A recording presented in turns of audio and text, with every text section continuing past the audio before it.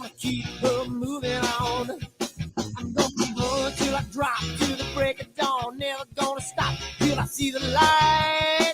I'm feeling high, my little lady.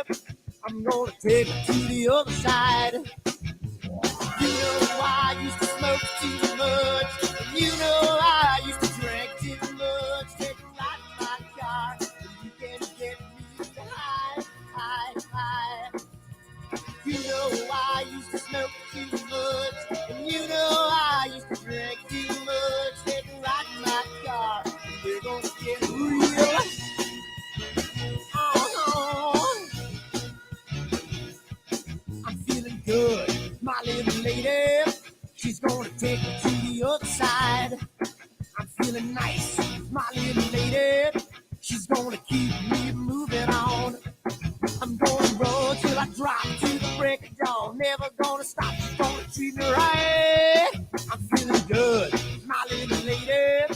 She's gonna take me to the other side. You know I used to smoke too much. And you know I used to drink too much. Take a ride in my car, and you can get me high, high, high. You know I used to smoke too much. And you know I used to drink too much. Take a ride in my car, and we're gonna get real. Come on, baby. Let's take a ride. I don't know where we're gonna go, but first, let's dance.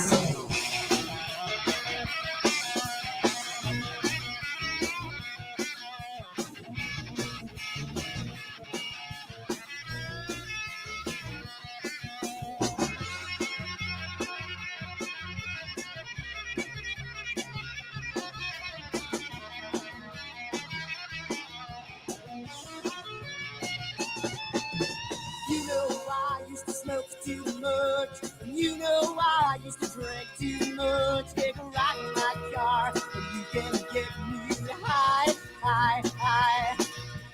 You know I used to smoke too much, and you know I used to drink too much. Take a ride in my car, and we're gonna get real. Oh.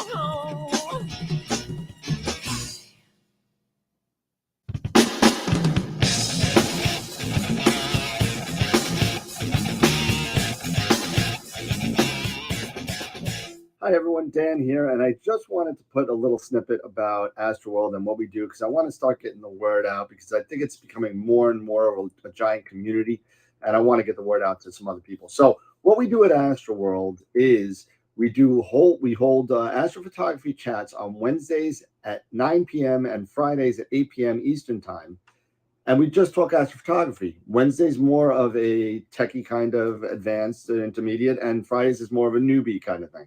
So if you want to check us out, and if you want to, hang out with some semi-decent people that like to go off the rails a little bit and have fun while they're doing it, come check us out at astroworldweb.com, and you can check out the schedule, and you can sign up for all the free giveaways that we do. We just gave away an Eagle 4 Pro, an Optolong filter kit, Charles Brackenstein's books, and a whole bunch of other stuff. So come to astroworldweb.com, hang out with us, have a good time, and as always, remember to keep imaging, keep educating, and clear skies. And I'll see you soon. Bye-bye.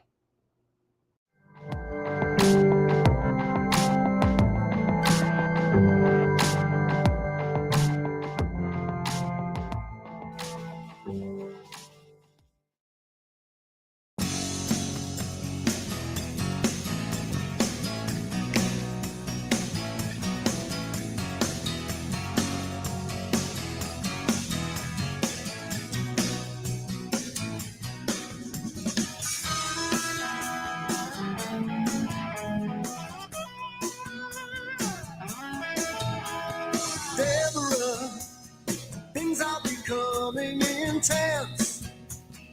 I ripped my jeans on your fence, hiding away from your man. Oh, it's a passion. Oh, tell a tale of 1,000 lonely days. Yeah, she's the real thing. Yeah, only I can make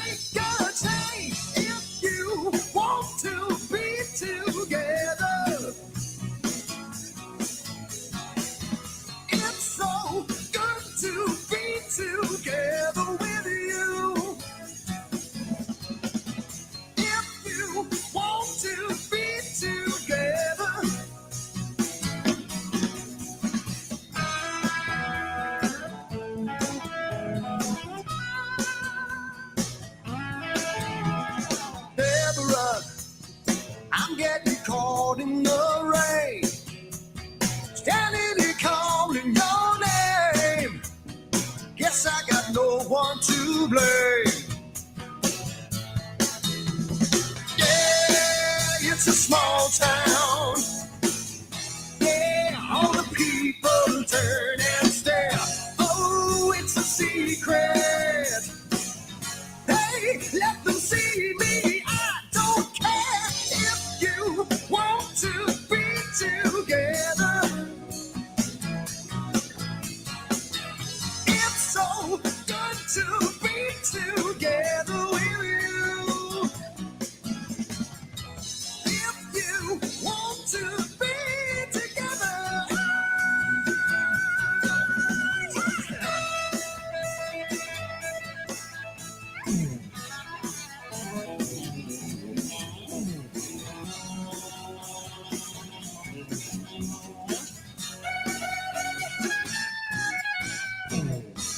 If you want to be together, it's so good to be together with you. If you want to be together, say you want to be together. I'm feeling really good, but it feels so bad. Yeah, so good to be together. We did it before, we can do it again. I'm tearing in my head, 'cause I don't know when so good. You want to be together. Yeah. It's so good to be together. Yeah, so damn good. If you want to be together, it's so good, it's so good, yeah.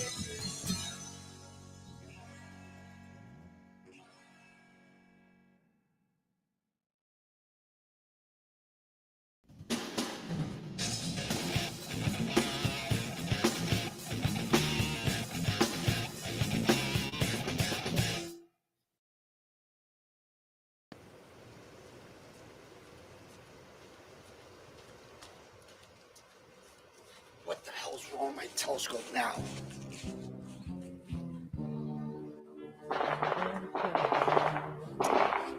Yeah, what's wrong with this thing?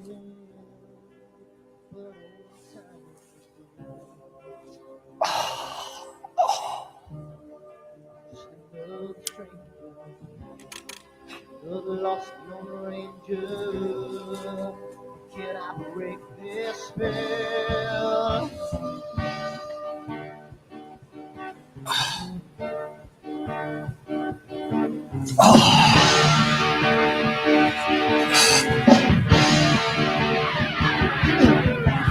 Do one thing right, do I make you do things wrong?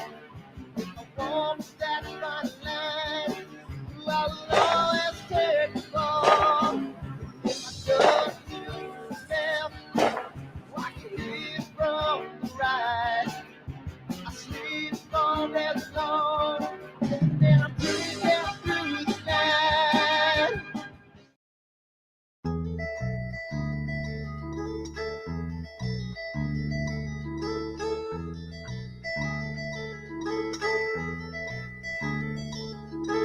I wonder what it was that made me want you. She couldn't understand what made me hard. She's climbing out my open window. I'm laying here alone and cold and drained. Yeah. So take another breath and come up for your oxygen.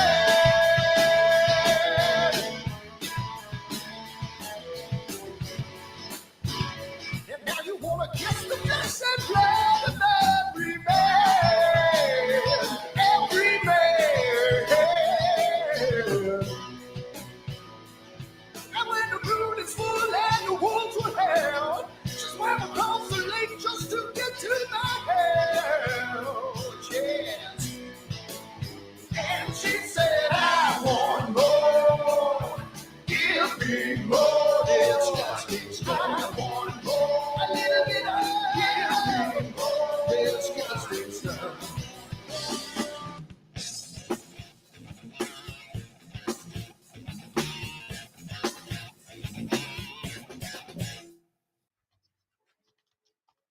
Hey, how's it going? Oh, well, what just happened here? Hold on, man. I've been working on this stuff too long. There we go.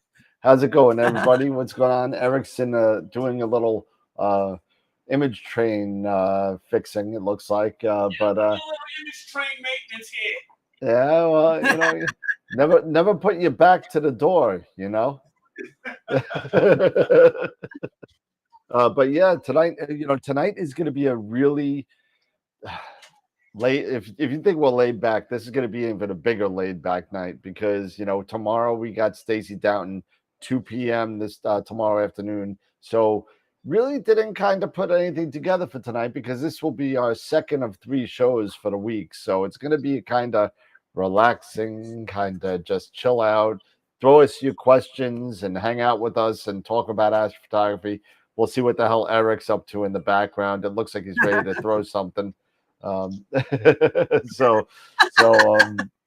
I wish I had a room like that could work and just do stuff in because I don't have that kind of space here. This is I live in New York, the land of 1,000 square foot, $13,000 mortgages. Anyway, welcome everybody to the show. If you're new to the show, great, welcome. We're going to be hanging out tonight, and we're going to be talking about I did a dry run with Stacey Downton yesterday, and what a sweet gal, what a sweet girl, man. She's like so much fun, and we really got along well. So we're going to have a great time tomorrow talking with her. So don't miss it. It's 2 p.m. Eastern. Will be 6 p.m. in Europe. So just don't forget to check that out because it's going to be a lot of fun time. Yeah. So before we get into the sponsors, one of our watchers, I think it was Dave Schaefer, texted me last night and it went on Chat GPT and tried to see if they found anything about AstroWorld. And Dan Higgins, he searched Dan Higgins and AstroWorld. You want to know what it said? Cookie cow. All right, you ready? Here we go. Hold on a second. Where is it? Let me find it again. All right, where is there it is. Okay, so Dave Schaefer. Where is it? Where's the big thing? Maybe it wasn't Dave. Maybe it was Gideon. I think it was Gideon, actually. It was Gideon. My bad. And here we go. If I could read it. Oh,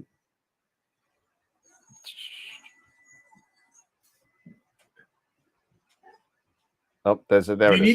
You need glasses? You need your glasses? Or I do. I need to put the phone out here to see this. Okay, so it came up with this. Dan Higgins is a popular YouTuber who runs the channel AstroWorld TV, which is focused on astronomy and astrophotography. His channel features a variety of content related to space and astronomy, including telescope reviews, tutorials on astrophotography techniques, and live observing sessions. Higgins is known for his engaging and informative style of presenting, as well as his expertise in the field of astronomy and astrophotography. He often shares tips and tricks for beginners in the hobby, as well as more advanced techniques for experienced astrophotographers. AstroWorld TV has garnered a large following on YouTube with over 200,000 subscribers as of March 2023. Monetize! We can retire now. There we go. The channel has become quite a popular destination for astronomy enthusiasts and for those interested in blah, blah, blah, blah, blah, blah. So, thank you, Gideon, for sharing that with us. And then he did it a second time, and then it said there's no such channel as AstroWorld TV. So that being said, I think it's a great move in the right direction, but it's got some work to do. But we got to get up to those 200,000 that they speak of. Dude, I told Gideon, I was like, yo, I need to call YouTube. My checks are way low. Way low. We got to talk about this $92 a month thing because. Oh wow! But anyway, that's funny. Yeah, I thought that was funny. So thank you, Gideon, for sharing that with me. It also said that Trevor Jones is from the UK and Sean Nielsen is from the U.S. So Wow. I don't know. They're like way off. Yeah, I'll take the first one. So I appreciate that. But anyway, it's a little It was overblown. very positive. It was very positive, Yeah, but it was very positive. That is good. You are- You know, that is- you just never know what you're going to get out there when you start searching the deep dark corners of the internet. So positive is Mhm. good. yeah. Yeah. Well, whatever the case may be. But thank you everybody for coming in tonight. We got 23 people watching tonight, so it's going to be like a kind of laid back kind of thing. Let's go over the sponsors real quick, because for those of you that don't know, we give away a lot of stuff, and tonight we're giving away a free Masters of Pix Insight workshop for next month. They already had the one Masks Unmasked last Tuesday, so if you missed it, you can go get it. $35, 2 hours with some of the best in Masters in Pix Insight. So go get it if you want to. It's a really a good time. And if you're going to be at NEAC, Ron is going to be there giving a speech, giving a talk. And is Warren going to be there with the ATIC? Do you know, Pete? You know what? I don't know, Dan. I mean, I haven't seen the ATAC guest list, so I don't know. I haven't seen any guest list or map of tables or nothing yet. But that's the problem with NEAP is they don't even give you an idea who the current guest vendor list is, which I don't understand. So There's nothing. I'm They sure, they you know, only I'm have sure prior vendors. So usually, like I do know, like at AIC, they'll tell you exactly who's going to be on the vendor list and who's going to actually be the guest speakers. But I haven't received any email, and you're a vendor, I'm a vendor, and haven't gotten anything. So yeah, it's just very, very odd. Very odd. Hopefully April 1st, we could find out something. But let's go over the sponsors real quick, and I'll fix this a little bit because everything was kind of messed up because we had Sean on the other day. And where's Jessie?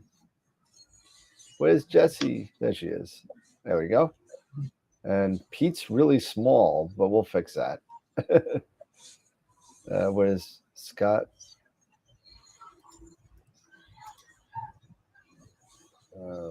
What the hell? Layers. Pete. There we go. And there we go. Okay, so we have sponsors, right? So we got a lot of sponsors that help us out and give us free stuff to give to everybody. So Woodland Hills Camera and Telescopes is at our main sequence level. So thank you so much to them. We give away $50 a month for them, and then we give out 2 big ones at the end of the year. So a lot of good stuff. So if you want to get in on any of these giveaways, go to and this is going to change pretty soon. But the website for now is www.astroworldweb.com. Actually, it probably won't change. It'll just be redirected. But you can go and you go into contests and sign up for all the giveaways that we give away, including all the stuff for Woodland Hills. Camera Concepts, Optolong is coming back again. So they already sent me this stuff. I'm just waiting to see what they're sending me. It's taking a little while to get out of customs. Tonight, we're giving away a Masters of Pix Insight class. So get ready to go. I think they're doing the narrowband workshop after this. I could be wrong, but I believe that's the next one. So thank you to all them. We just gave away a yearly subscription to IP4AP on Wednesday. And Masters of Pix Insight classes or workshops every Friday night. We give away one. So come on and hang out and get on the wheel. Get on the wheel for the free workshop. We also have membership sponsors. Get on the wheel. Get on the wheel, man. But we got Off the Rails members. We got Patreon. We have Patreon. We have 27, I believe, patrons on Patreon. If you want to get some perks and stuff like that, some shirts and stickers and stuff, and get some Off the Rails content that I've been throwing up there, feel free to join us on Patreon and become a Patreon member. So our Off the Rails members are the highest level, Sean and Bob. Thank you so much. followed by another John, Hassan, and Chris at the Quasar. We have so many levels now. I'm going to condense some of them eventually, but Black Hole members, Charity, George, Mike, Dave, Dan, and Tom. Red Giant members, Main Sequence members, a lot of them. White Dwarf members. And you could join any one of these 6 levels. So feel free to check us out at Patreon under AstroWorld TV. A couple weeks ago, I forgot to take this off. We had Richard Wright. So you can get all these off our YouTube channel. You can see it under the live tab. And you can pick this up. We had a conversation with Richard Wright in his recap of Winter Star Party. He was down there. So that was pretty cool. Stacy Downton, tomorrow. What was that? Tomorrow, 2 p.m. And it's not 7 p.m. UK. It's 6 p.m. UK. So I apologize about the typo there. We'll just do this. How about this? We'll do this, and we'll edit, and we'll just do that, and then you won't see the 7. But 2 p.m. Eastern time tomorrow, 6 p.m. UK time. We will have Stacy Downton here.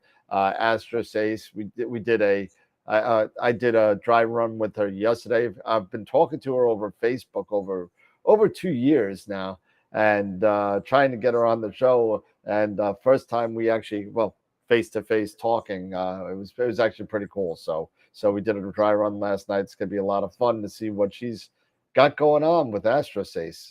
So come join us. April 5th, we have Warren Keller making his debut on AstroWorld, April 5th. Then Pavel Kagas from Moravian Instruments. And then in June, Helena Cochran from Helena's Astrophotography is going to be coming on. And that's it for right now. And that's what we got. Join us on our Discord. Our Discord is up to 125 people now. So nice job with the Discord, Twitter, Twitch, Instagram. We all have 1,000 on each of those. So join us wherever you get your social media fix. So feel free to join us anywhere. Hey, Dan, I was going to ask you, before we start, can you go to AstroBin and take a look at today's photograph? This is the best Crescent Nebula image that I have ever seen. It is phenomenal. You didn't take it, did you? I didn't take it. All I'm saying is look at the degree of O3 that he has actually got in here. So he's got some longevity into these exposures, but it is absolutely breathtaking. It reminds me of Eric Cole's Pillars of Creation. It's that good. Is it the image of the day? Because yeah, I'm it's getting today. The Markarian's chain right now. Oh, you know what? It was probably yesterday because they're ahead of us, so it must have been yesterday. But it's it's a shame you can't pull it up because it's a phenomenal image. But yeah, you're right. I think AstroBin is out of Europe, so it's already a day ahead. Yeah. Oh, that's too bad because it is the best. It is the best Crescent Nebula image that I've ever seen. Yeah, no, there's something else up there. Okay, Markarian's chain is up there right now. That's too bad. I'm sure we'll see it again. All right. Okay, so again, like today is a kind of free format tonight because we do have the show tomorrow at 2 p.m. And again, don't forget. Critique night. What do you say? Okay. So if you want to put stuff in the critique folder, go ahead. We can do that. Just let me know when you put it in there because I'm not going to be refreshing it every 2 seconds. Just say I dropped it. We'll do some critique. We'll do some hanging out. I know Eric wants to talk about his disaster in the background that he started on the show with. Hey, you know what? And don't forget, don't forget to come hang out with us at NEAF. Don't forget to hang out with us at NEAF. Eric, do your spiel because I'm getting. You getting them, huh? Because you know what? Let me take a look here. We got 28 watching, but we got 21 thumbs up so far. So where's that other 7? Where's those other 7 people? If you like what we're doing and you're enjoying what, hanging out with us every Wednesday and Friday, do us a favor. Let us know by giving us a thumbs up. Let YouTube know. Give them a thumbs up. And if you're on Facebook, give us a like and share the show. Share down in public, down there on the left. If you're on Facebook and you're checking us out on Facebook, we would really appreciate that.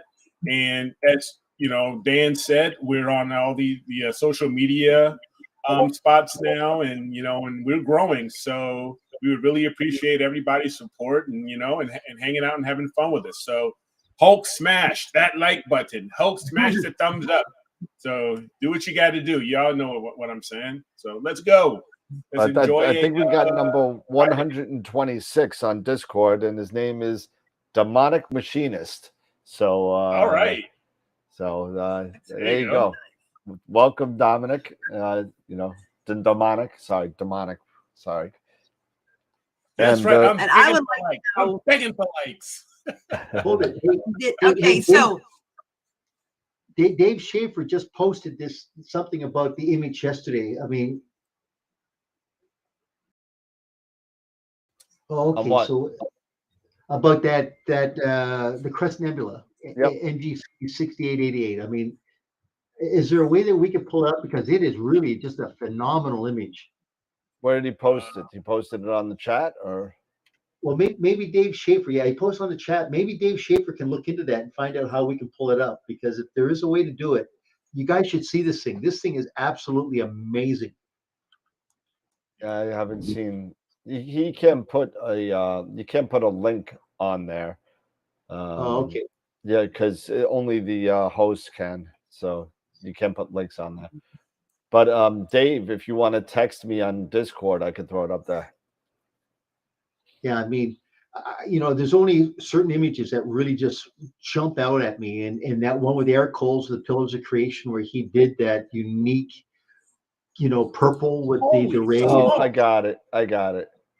Oh, you got to post this. This thing is just incredible.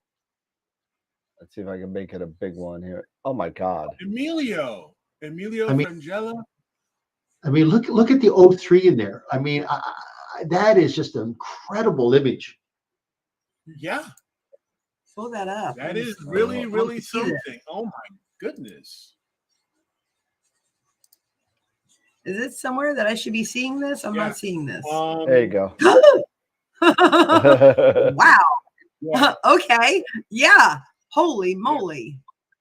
Actually, yeah. So Jesse, if you're ever on AstroBin, if you when you're on AstroBin, right at the top where you click Explore, right below there is Image of the Day in that drop down list, and it'll show you all the previous ones.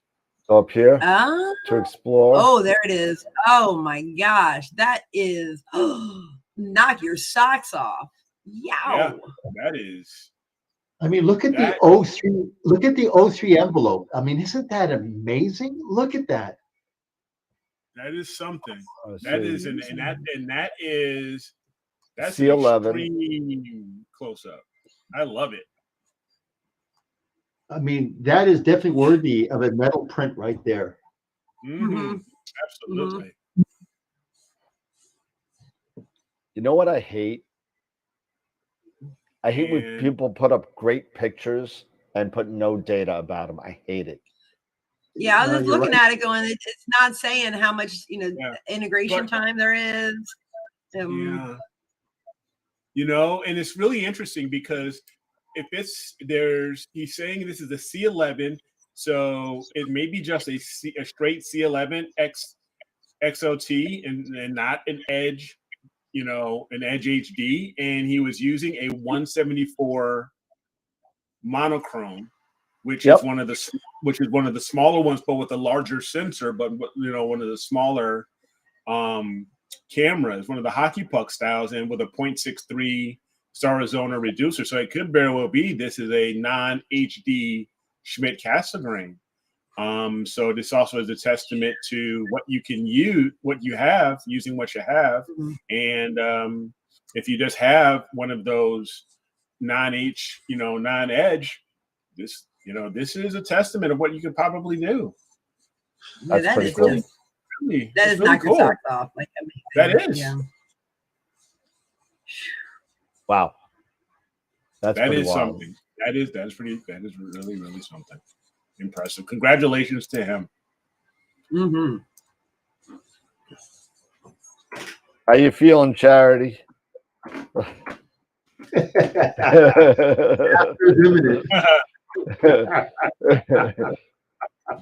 hope you're recovered for your little I think you need one of these.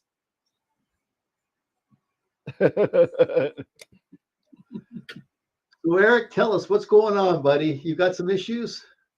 Yeah, you know, it's just one of those things you're learning, you know, you're always learning when you're imaging.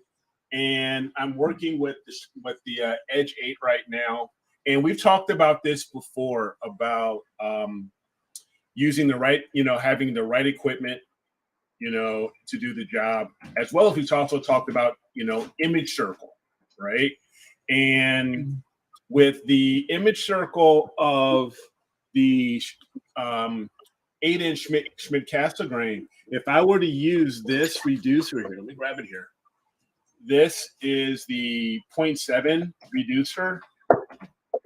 It will for the Edge 8. This actually minimizes and this crops my image circle even lower than what it currently is. It goes from 28 down to, I want to say 24 to 26 millimeter. And using that with a camera like the 2600, which is a crop sensor, you will end up, you know, cutting your edges and having, it's not vignetting, but it's actually cutting your edges because your image sensor, your image circle rather, is much smaller using the reducer versus the native F10 connection. So I've been struggling trying to figure, you know, how to make some improvements. And I also have, luckily I had, before I got the reducer here, this reducer, I had the 0.62, I have the 0.62 Lepus telecompressor, which is also kind of like a focal reducer. But the problem is the back focus now. That's been the issue now. It's been the back focus because the back focus on an Edge 8 is, if you're using a reducer, is 105 millimeters versus 133 if you're at F10. And what it's doing is with my setup with the it was causing if I wanted to rotate, because I don't have a rotator, if I wanted to rotate my camera or do anything, I kept bumping up against my focuser, the EAF. I mean, and it was just driving me absolutely insane. And I'm ready to go like, Pete was right. Buy once, cry once. I'm ready to get a 9 1/4. You know, Eric, it's funny you should say that, because I run into this every day. People tell me, they go, hey, I got this camera, I got this. And I go, well, let's look at the image circle. You really want to upgrade now to something else. But guess what? Your camera is not going to give you the image circle that you're going to need based upon the image circle of the scope. And they go, well, I don't understand that. And I go, well, you need to understand a lot of things before you do this. And it's unfortunate that, you know, Dan, and you know, you've gone through this as well. It's just, people will buy a scope initially to do visual, and then they say, okay, I want to put a camera on it. But they fail to realize that they've gone out and they're running into the same issue that you're encountering right now. So what we do here is we definitely are providing a service. We are providing a service which we all are contributing to. So kudos to everybody, man. It's so important what we're doing. And you know, we talk about it all the time, and Dave just hit it up in the chat, where you match your equipment. You gotta match it up. You gotta match it up. You know, and you know, yeah, we all start someplace. We all sit there and most of us, and I hate to say, I'm gonna kind of be a little weird here, but we're all impulse buyers here. Every single person. It's like I see it. It's like a kid in a candy shop. I want it. I want it. I want it. and and you get it, and you don't think about the consequences of what you buy before you actually sit there and put your credit card down. Because if you have a lot of stuff, and many of us out in the chat, many of us in the as hosts have an exorbitant amount of equipment of some sort. You know what I mean? Either we have too many scopes, we have too many cameras, we have too many filters, closet of death adapters, whatever it is. We all have a lot of stuff, and we don't take into the consideration of what we have and what the end game we want. And and that's where it comes down to, especially if you're just getting into the hobby, that you need to know what you want to get first. And that may, unfortunately, in some people's cases, dictate your budget. Because and you may realize that it is in the stratosphere and it's out of your reach at this point. So you got to come down with the expectation a little bit, in order to kind of match up what you could get with the result that you want at the budget that you can. Yeah, Eric. Now, I think a lot of times you don't really know what you want, until you've been in the hobby for a little bit. I'm kind of in that little in between stage, where I'm starting to kind of know a little bit more of what I want to focus, what I want to, what I like to do, how I like to do it, what my limitations are as far as my location and my weather, carrying my gear out. I think a lot of it, I think there's probably a couple lucky souls that were out there that were able to build their rig from the ground up without having that, without crying a little bit about it. I want to know who they are. Please come introduce yourself at NIF, whoever you are. But I think as we get in the hobby, we just kind of go, oh, you know what? That's not really what I want to do, or that doesn't work for me in my condition, or just doesn't work for my setup. So I know I'm kind of in that spot right now. Like about a year ago, I think I started kind of wishing I had gone with the ASI Air, but I had got the Pegasus focuser. So that's just one situation. So I think we're all going to have that situation where we're like, man, dang it, why did I buy that? I shoulda, coulda, woulda. So yeah, because in my case,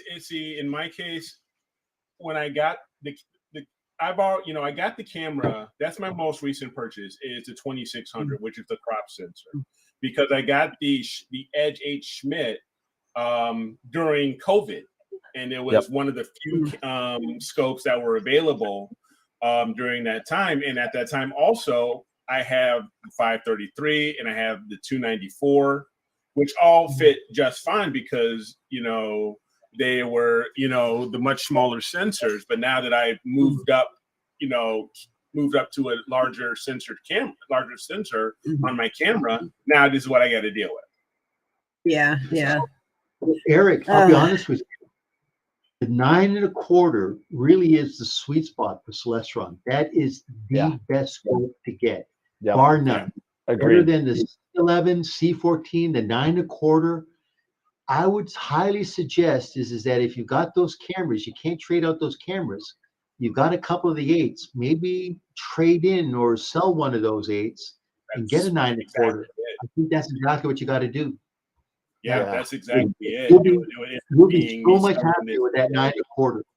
Yeah. Oh yeah. And that was what I wanted intended initially, but with COVID, we didn't know how the supply chain was going to go, and it just turned out, hey, they had 8s. So I was like, okay, let's go with the 8. Yeah. It's funny, and I think we should clarify a little bit, Pete. The 9 1/4, I agree with you. The 9 1/4 is a great sweet spot, because I want to clarify that a little bit. I want to say that it's a 9 1/4 is a sweet spot if you're taking down and putting it all together every night. Weight-wise, portability. So the portability, once you get to the 11, it becomes pretty much a 2-person job. At least in my case, I'm not going to be able to do an 11. I just can't, let alone a 14. However, if you are on a permanent setup and a permanent pier and stuff like that, obviously, to me, when you're getting those nice little galaxies, and focal length is king. So especially when you're doing, because many Schmidt users out there, right? Correct me if I'm wrong. I mean, I don't shoot Schmidt, but many Schmidt users buy reducers and throw out, 30% of their focal length right off the bat.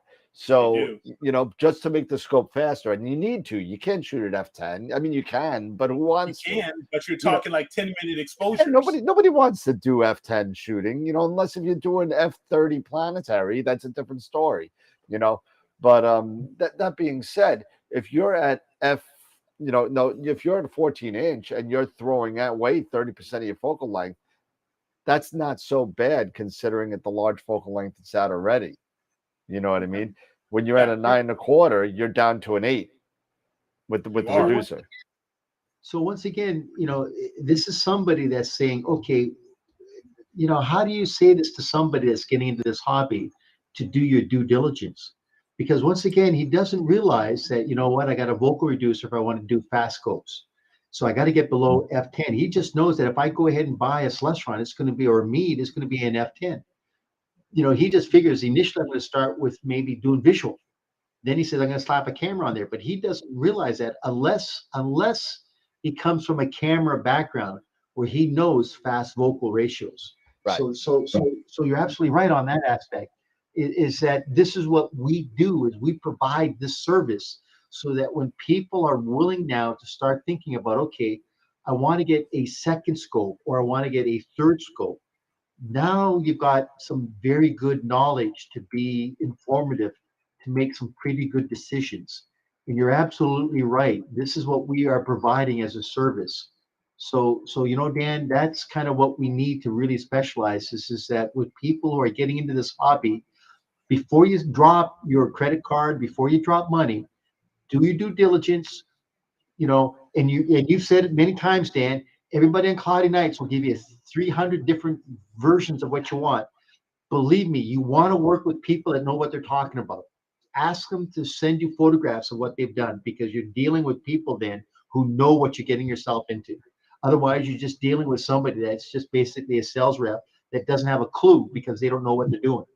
Yeah, and Pete, you nail this on the head every time you speak about it. And when you're dealing with somebody, and you're dealing with somebody on the phone, or you're dealing with, whether you're dealing with me, Pete, Jesse, Eric, whoever you're dealing with, whether you're dealing with somebody at OPT, High Point, Camera, it doesn't matter. Ask them for photographs that they've done, because unless if you see it, they may or may not be. They may be great astrophotographers. They may be that, but say, hey, listen, can you send me some pictures of what you've done? Because I really want to see what I'm getting myself into. And there's nothing wrong with asking that, because then you got somebody with real hands-on knowledge, as opposed to somebody that is selling you something that, they may just be selling it to you because it's in stock right now and they want the commission. I mean, there are people out there, and again, I'm not bad mouthing any operators out there. I'm not doing that, but there are some things out there that, sometimes people just aren't as as nice as we want them to be. So just keep that in mind. That's all. But I do have a question. I threw a poll up there. I don't know if you all saw that poll that I threw up there, and I wanted to know what brand filters everybody uses. And I put up Optolong and Leah, Chroma, or other. It is an overwhelming other. Now, I want to know what the other is. Please put it in the chat. Let me know what filters you use. I'm looking for filter dealerships, so I'm trying to get some ideas on what else to get other than Optolong and then Leah. Let me know. Let me know, please, because I'll send emails out tonight, because they're probably just waking up if they're in China. So, Yeah, unfortunately, the reason I see that Dave had posted something, the reason that they can't do test drive is that once it's tested, the distributor then has to sell it as used. And that's just the unfortunate nature of it because they can't sell it new. Right. And so that's the reason why you can't do this. So, you know, I agree with you, Dave. It would be great. It really, truly would be great, but that's just the reason why they can't do it. Yep. It's unfortunate, but it is true. You know, how would you like it if you, you know, you got something new, and this has happened before to some people that you got something new, like a filter or something like that, and you know, you get it and you open it up and the cellophane's off and there's a big thumbprint in the middle.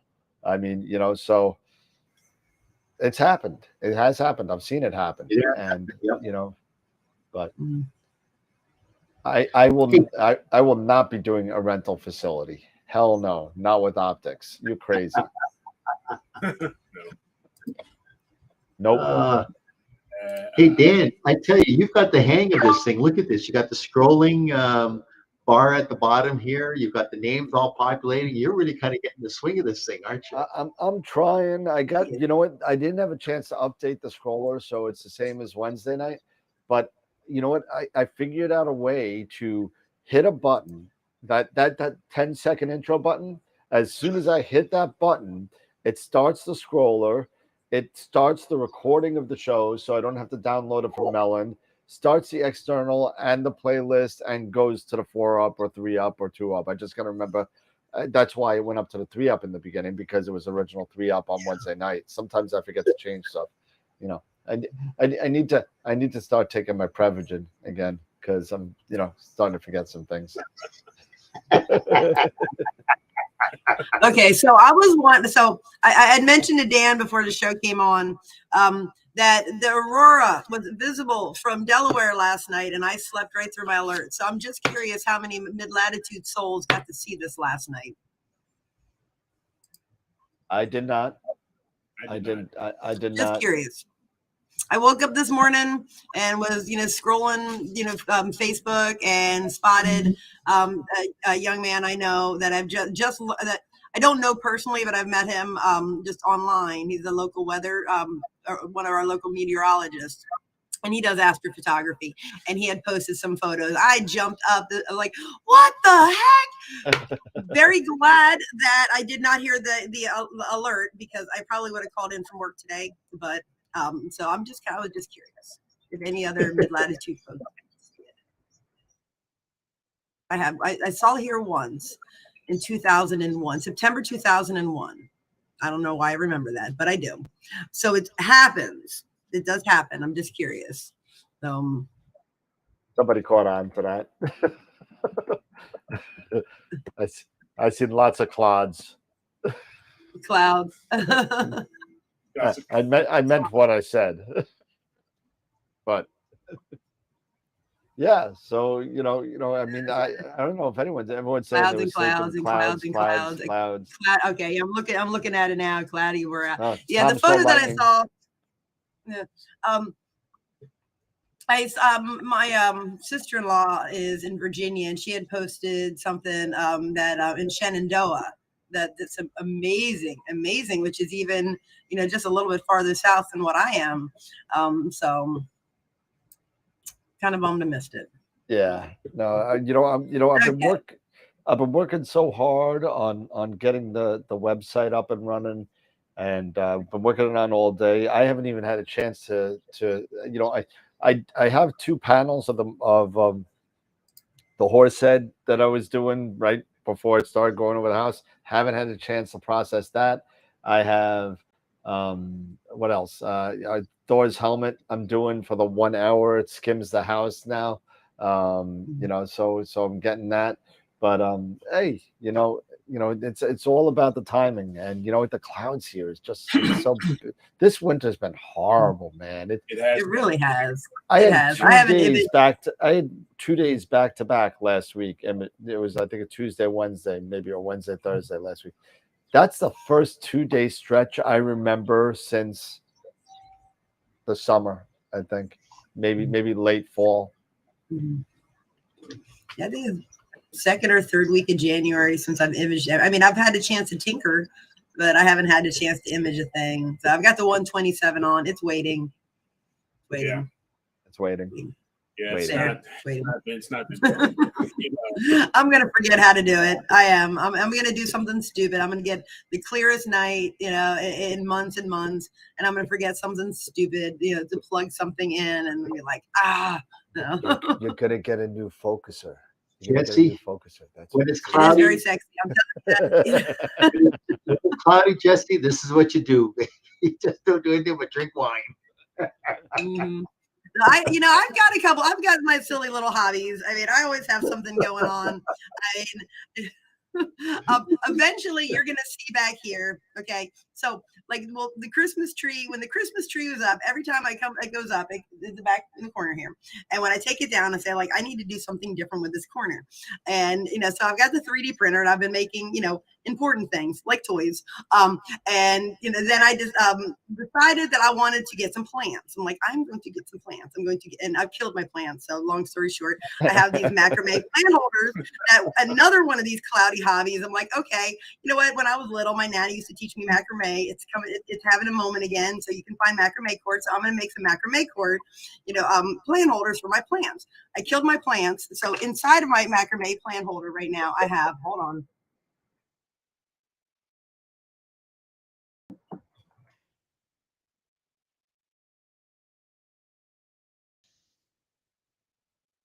What are we doing? What is she doing? What is What's that? she doing? Hang on. It's a ball. It is. Hold on. It is not just any old ball. It's a light up moon. It's a light up. It's a moon. Oh, now I see it. Right now, I always have hobbies going on. Hang on. Hold on. That's pretty cool. It is actually pretty cool. It took like 90 hours to print it. So you 3D printer folks know, this takes forever. But right now it's hanging in between the living room and the dining room. And my husband, every time he sees it, he's like, I just want to hit it like a speed. No, you know what? Somebody in the chat nailed it right. It reminds Somebody me said of that. Christmas tree. It reminds me of that Mexican. I think it's a Mexican weapon called the bolero, and that's sort of reminds me of. It's like the ball on the thing. You just Hold on. Don't do it. You're gonna break it. Don't do it. Oh my God, the dog! Be careful of the dog. The dog's just yawning. The dog's not even just. You're pretty good. I only do that because I've done it already, and I know it can do it. Okay. I actually have. When I was hanging it up, I was like, let me swing this thing around because I got that bored. So, okay. Thank you for somebody correcting me. That's my contribution for all the rails tonight. What wasn't Bolero the movie with what's her name? Oh, Derek. Bo Derek. Yeah, it's Bolero, a bolas. So now, Dan, if you go back to the 60s, the Outer Limits, the Bolero Shield. Yeah, that was another one with Sally Kellerman. Yep. And Martin Landau. I just watched that last night. So Sally Kellerman was the. I think she was Lips Houlihan on MASH. Well, yeah, the original movie, yeah. Yeah, but I believe, and I could be wrong, I think she was one of the first ever deaths in any Star Trek show ever. Oh, really? Interesting. Now you're really showing your age. but that's just me. Anyway, we're going way off the rails here. But anyway, we got critiques tonight, Dan. We got let me see if there's anything. Let me see if there's anything in the image pile. If anybody put anything in there, I'll check that out. And Eric, what are you doing? Are you imaging at all, or because you're the one that gets the best guys and actually does the imaging out of the group? Yeah, you and Jesse are the only ones that actually get any time to do imaging. So. Yeah, no, I haven't. It's not been very good right now. I mean, right now we're actually under a winter storm advisory, and it's really, and we're expecting like 8 inches probably. There you go. Eric, you're getting my stuff that came through here 2 nights ago, man. Yep. So it was you 75 guys degrees here yesterday. Oh, I'm telling you, man. 75 yesterday, 46 tonight. No snow. Yep. Looking for stuff in March. It's coming your way.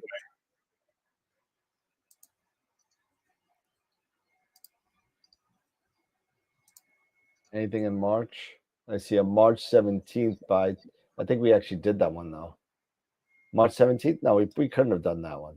Let's see, so we could do that.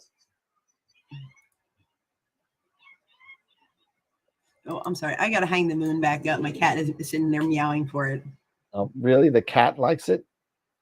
Oh, yes. Well, it's got tassels. It's got catnip in it. Right? And he can't reach the tassels, but he likes the tassels. He likes the tassel shadows. So I'm going to hang it back up. I'm sorry. Did I get rid of it? Thought we did this one, but I'll download this one. There's one in there from Tom Peter, I think. Don't worry, Tom. We'll be nice. Actually, this is a really nice picture too. All right, so hold on a second. Here we go. So we're going to critique these, correct? Yep.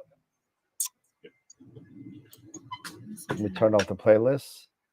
So there we go. All right. Well, nice image. It looks like Sunday I may be able to do some imaging. That'd be awesome. NGC 1333. Oh yeah. There we go. Is that do they call that the embryo nebula? The embryo, yep. Yeah. I don't think I've seen that. I mean, if I have seen it, I've not recognized it. That is really pretty. Yeah, I've taken it once or twice. I like it. I like how everything, I love the dark, the dark clouds, the dark nebulosity, as well as, everything, the bright nebulosity peeking through. I really enjoy this target. Mm-hmm. Like Eric, I agree with you. Star color, look at the star color. No oversaturation, dark color, reflection nebula, just a real nice nebula. The dark nebulas are real nice. I mean, it's a very nice image. That little galaxy up there off to the, I don't know, I'm not familiar with the target, so I don't know what star that is. About 10 o'clock from the main target, the little star there.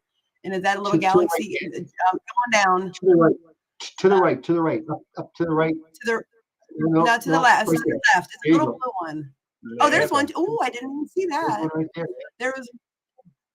there's a little blue star. It looks like it's about 10 o'clock to the main target. It's out of there, but that. Yeah, there you go, Jesse. You picked it up. Yeah. Yeah, there's another. Yeah, right there. That one. That's the one I spotted.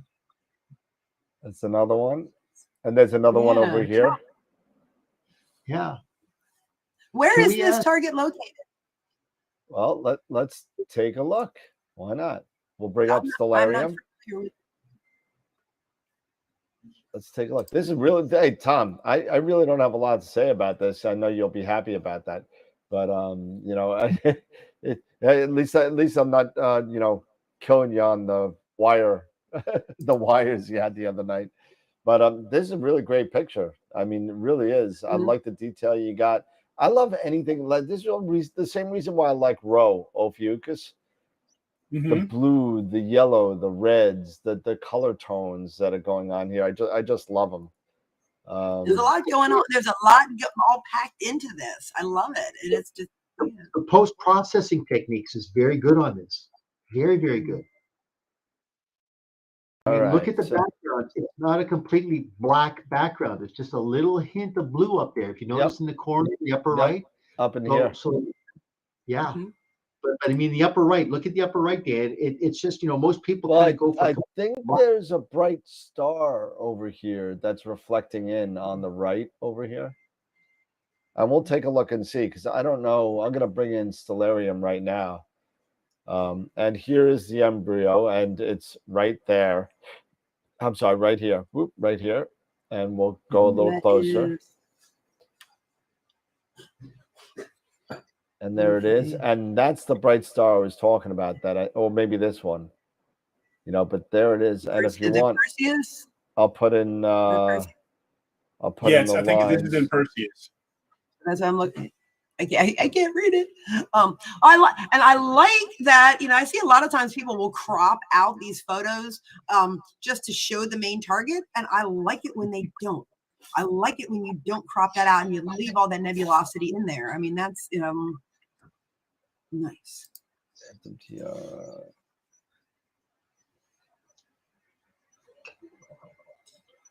Yeah, so that's again, that's what it looks like. It's one of these stars on the side. If we go back to the picture, so it's towards the red. So it's this one over here. That's the one that's up right off the target right here. Okay. Great image. Very good image. Yes, it is. And if Look at the dark nebula. I mean, really beautiful, beautiful dark nebulas. Mm-hmm. So NBC 13, was it 1333 or was it 18? 1333. Yeah, 1333.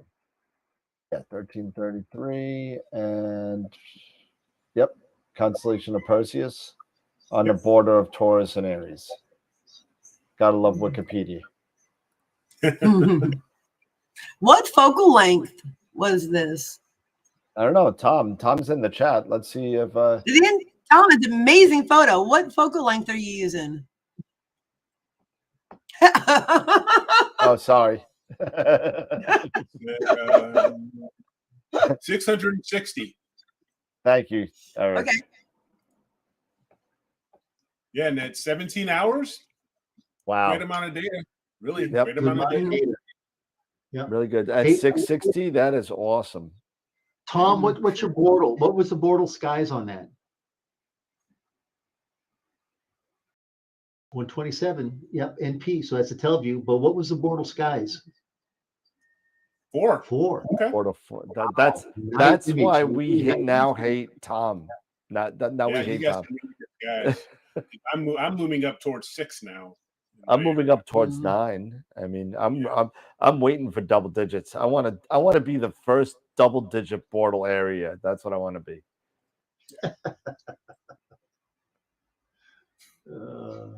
I tell you, that's the one thing about those Telview scopes. Those Telview scopes are really very underrated.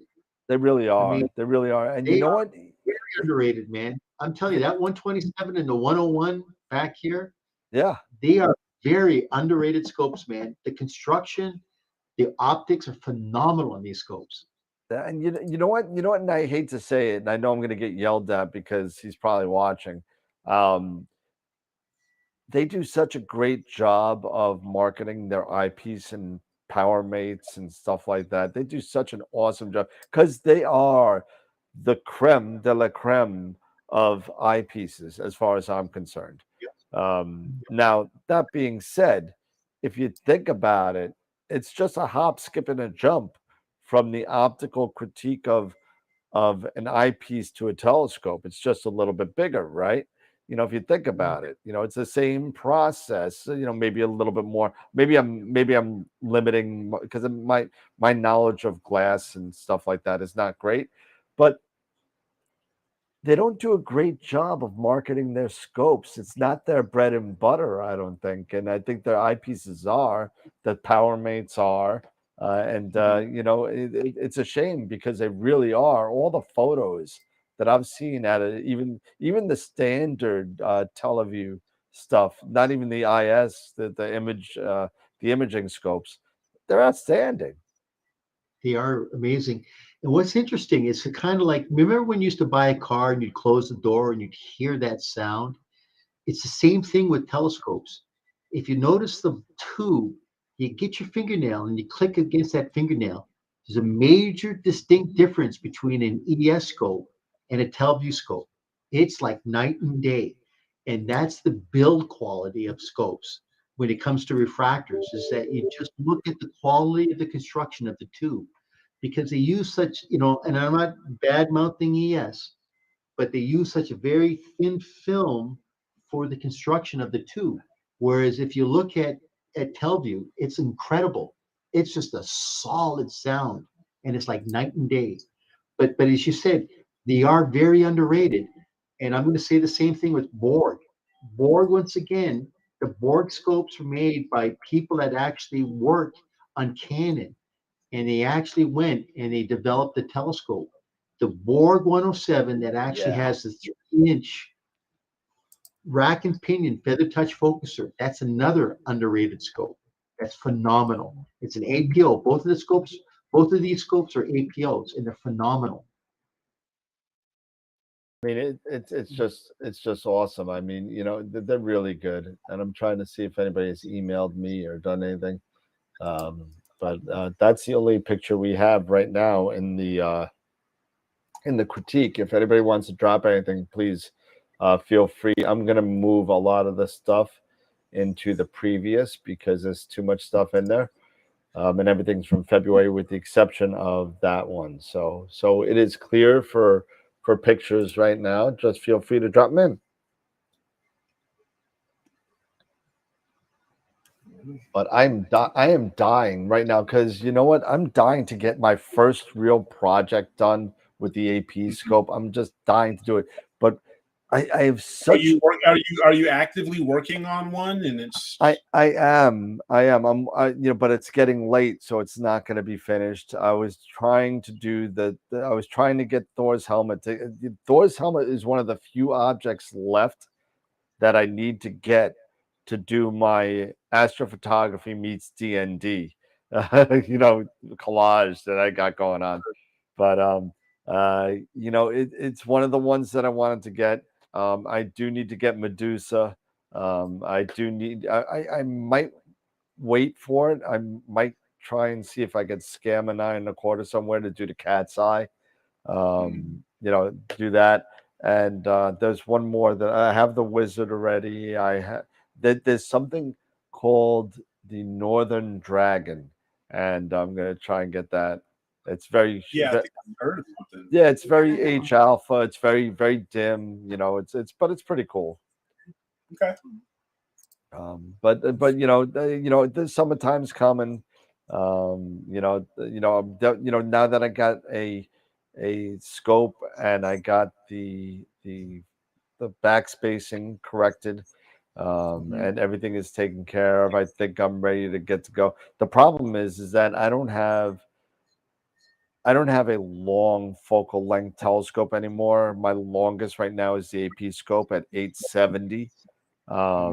And so even though it's decent length, I need to kind of wait a little bit longer until nebulas start popping up and stuff like that. So, or I don't know. Let's see. You know what's interesting, Dan, and I'll be honest with you, and you brought up a good point with that comment. I find that when you're looking at portable setups, and it's just me personally, I'm not saying anything disrespectful to anybody, but I like having a rich field scope, something in that 500 to 800 millimeter. But yeah, If I want to go ahead and do galaxies, and I'll be honest with you, I'm not really into galaxies. I'm more into nebula complexes.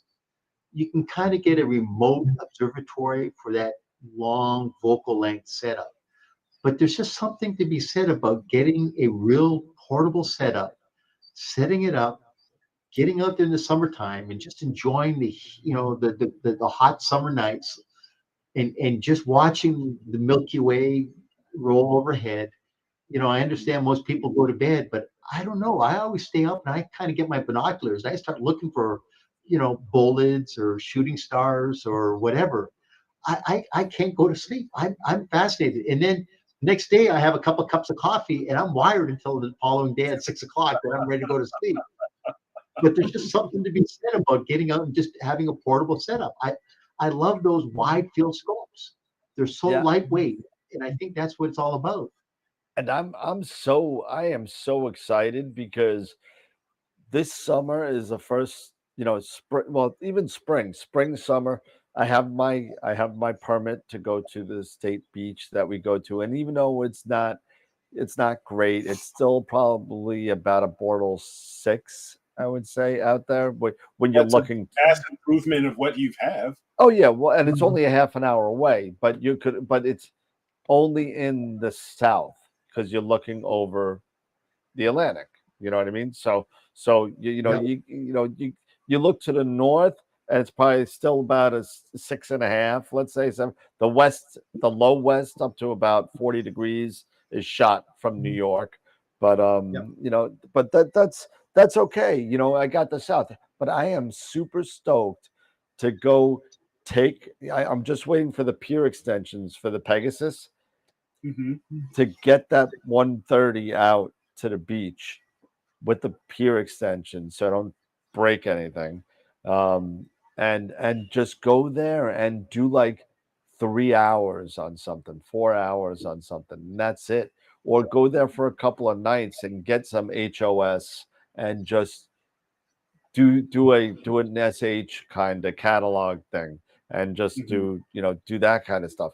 And I'm telling you, it's gonna be awesome. I mean, I now have 2 color cameras. I got the 183 and I guess I have the 2600 on permanent loan from one of our watchers who has left it and kind of, I have it. I'll give it back to him, but I have it right now on permanent loan.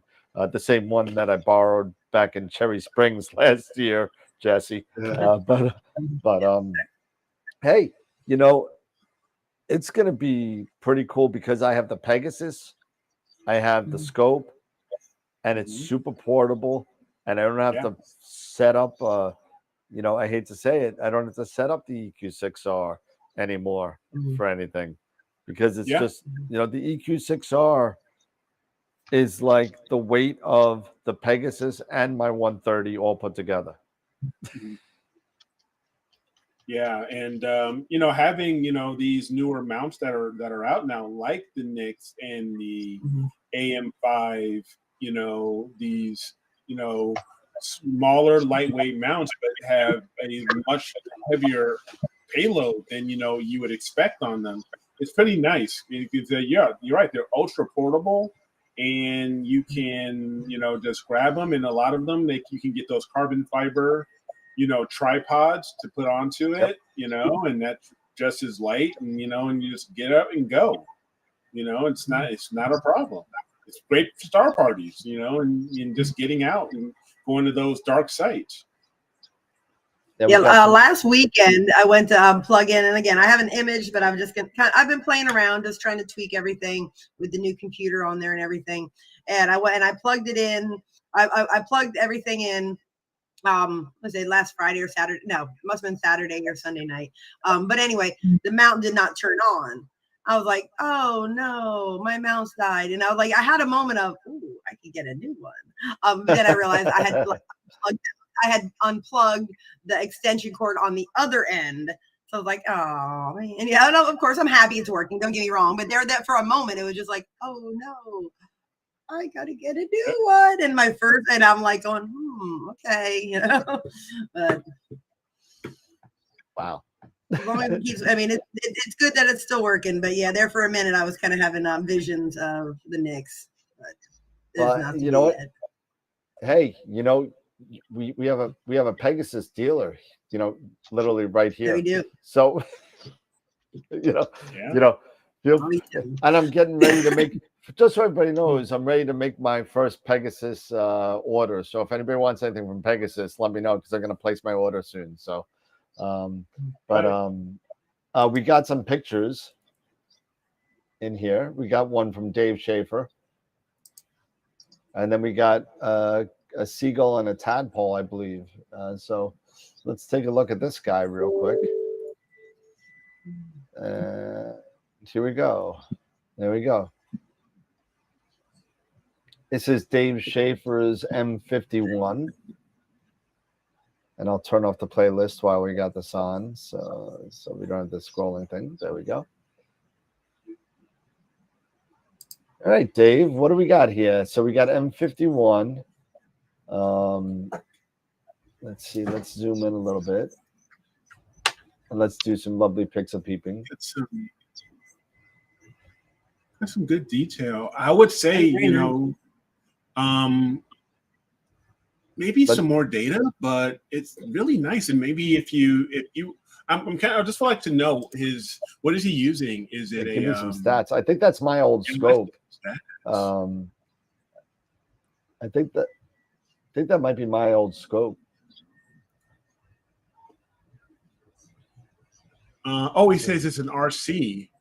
Oh, it's an RC with the 294. Yeah, with 294 mono. Then one. Oh, by mistake. But you know what? You're getting much higher res. That's for sure. You know, I'm wondering if there's more data there than. That's what I'm curious about. Not that he needs more. Maybe the stretch needs to be a little bit less constrictive. Yeah, I'm curious. You know, yeah. I mean, the detail on the clouds are awesome. Mm-hmm. Yeah, it is. One thing I'm going to start doing more of, this is just me personally, I think I'm going to really start trying to incorporate more hydrogen alpha into my galaxy shots. Yep. You know? And there's nothing. You know what? I was talking to somebody the other day about that. I forget who was talking. I think it was someone. Believe it or not, I was talking to Scott about it. I just remembered. He's like, oh yeah, it was so clear the other night, and I was going to take the scope out, but I want to do something with M51, so I didn't do it because it was like almost a half moon, and I didn't want to do anything. I said, Scott, you have an HA filter, don't you? He's like, yeah. Then why didn't you use that time, that clear sky time, to just get some HA data to incorporate into your RGB later on? Just get some data. Don't let a clear night go by because you think the moon's out. If you have narrowband, do the HA. I mean, don't do oxygen and sulfur, obviously, but I mean, do the HA and you'll be fine. You can definitely use it. Use it. That's for sure. Yeah, a little bit of that HA here would really make this pop. I mean, and I've seen that, and I'm guilty of that one too. I mean, I've not done the HA in any of my galaxies, and I don't know why. I think I took some. I don't even remember which one. A couple winters ago, and I really just didn't know how to. It must have been last winter because it was last winter when I first got my narrowband filters, and I really just didn't know how to integrate it well. So I think I just kind of was like, you know what, no. And I just went ahead and processed it, one shot color, and just never put the HA in. So it's sitting there, just kind of gathering dust. But it's I've seen them, and I've seen plenty of these galaxies that have those little pockets of the HA, and it really just makes such a difference. Yeah, it does. And once you put one together with HA, I imagine you're not going back. Like once you go that direction, you're just not going once you go there, you never go back. Once you learn that technique, it's like, oh, okay, I got it. And I think I just kind of got to where I'm like, you know what? I know how to put this together, and my brain just cannot handle adding something new to this at this present moment in time. And I just decided to just kind of give it up. I was like, you know what, now, there will be a time when I'm going to go ahead and add that HA, but today is not that day. So, and I regretted it. Yeah, because I tell you, when I did Andromeda,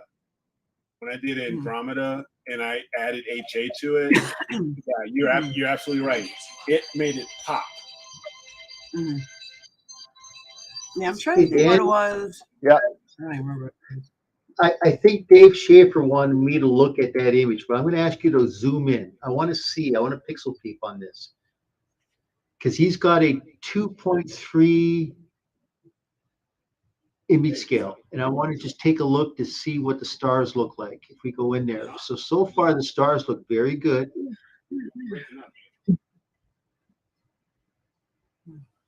So they're still nice and round. So you're absolutely right.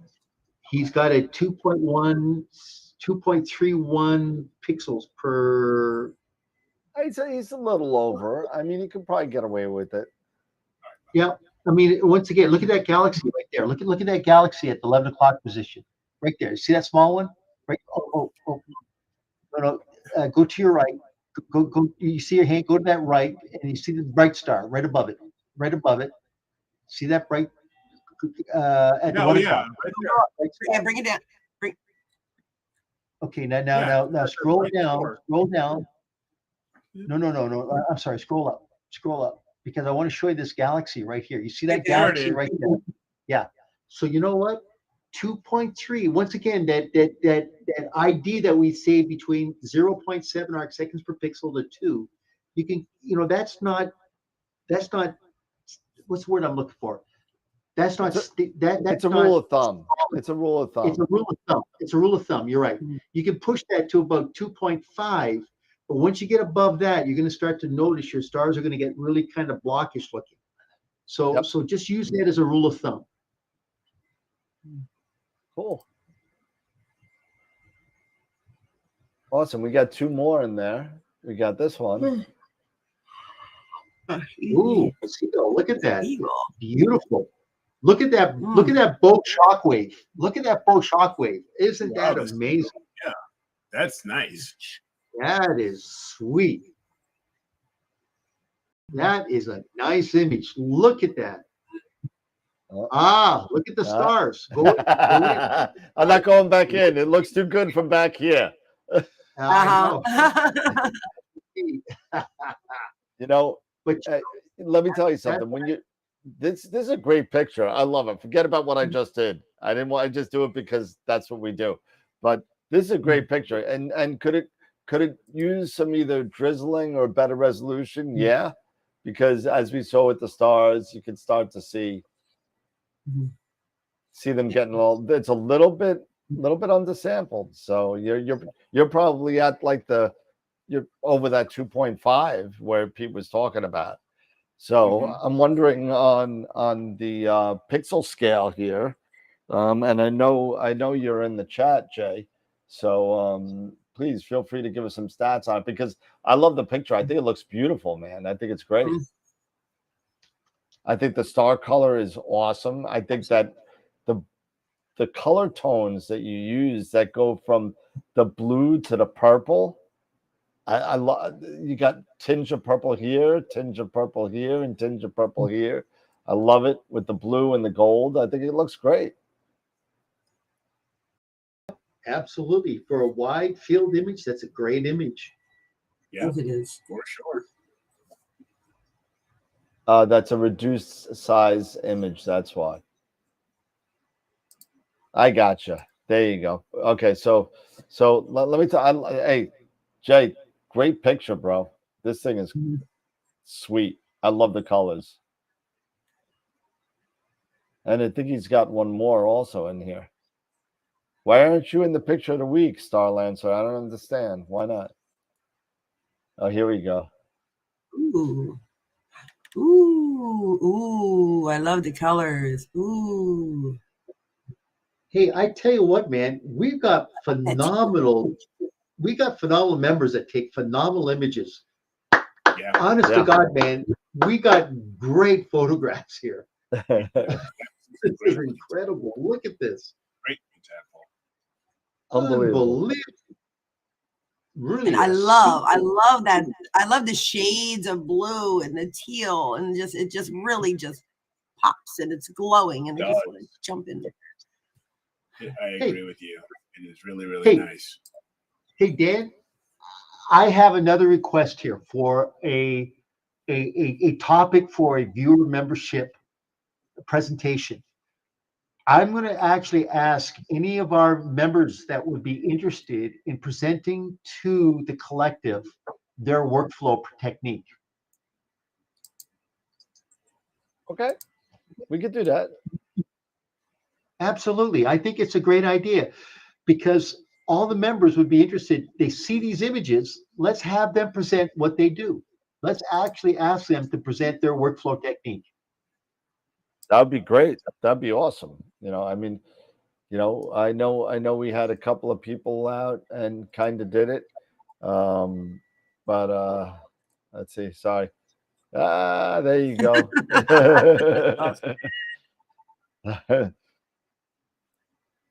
Yeah, good guy. Anyway, but yeah, absolutely. Let's definitely do that. I think that it's important, and I've said this before on the show, where you're gonna get some of your best information from the people around you, as long as you ask. You know what I mean? You if you don't ask, and the more of a collective amount of information that you have, the more of a knowledge gain that you will get.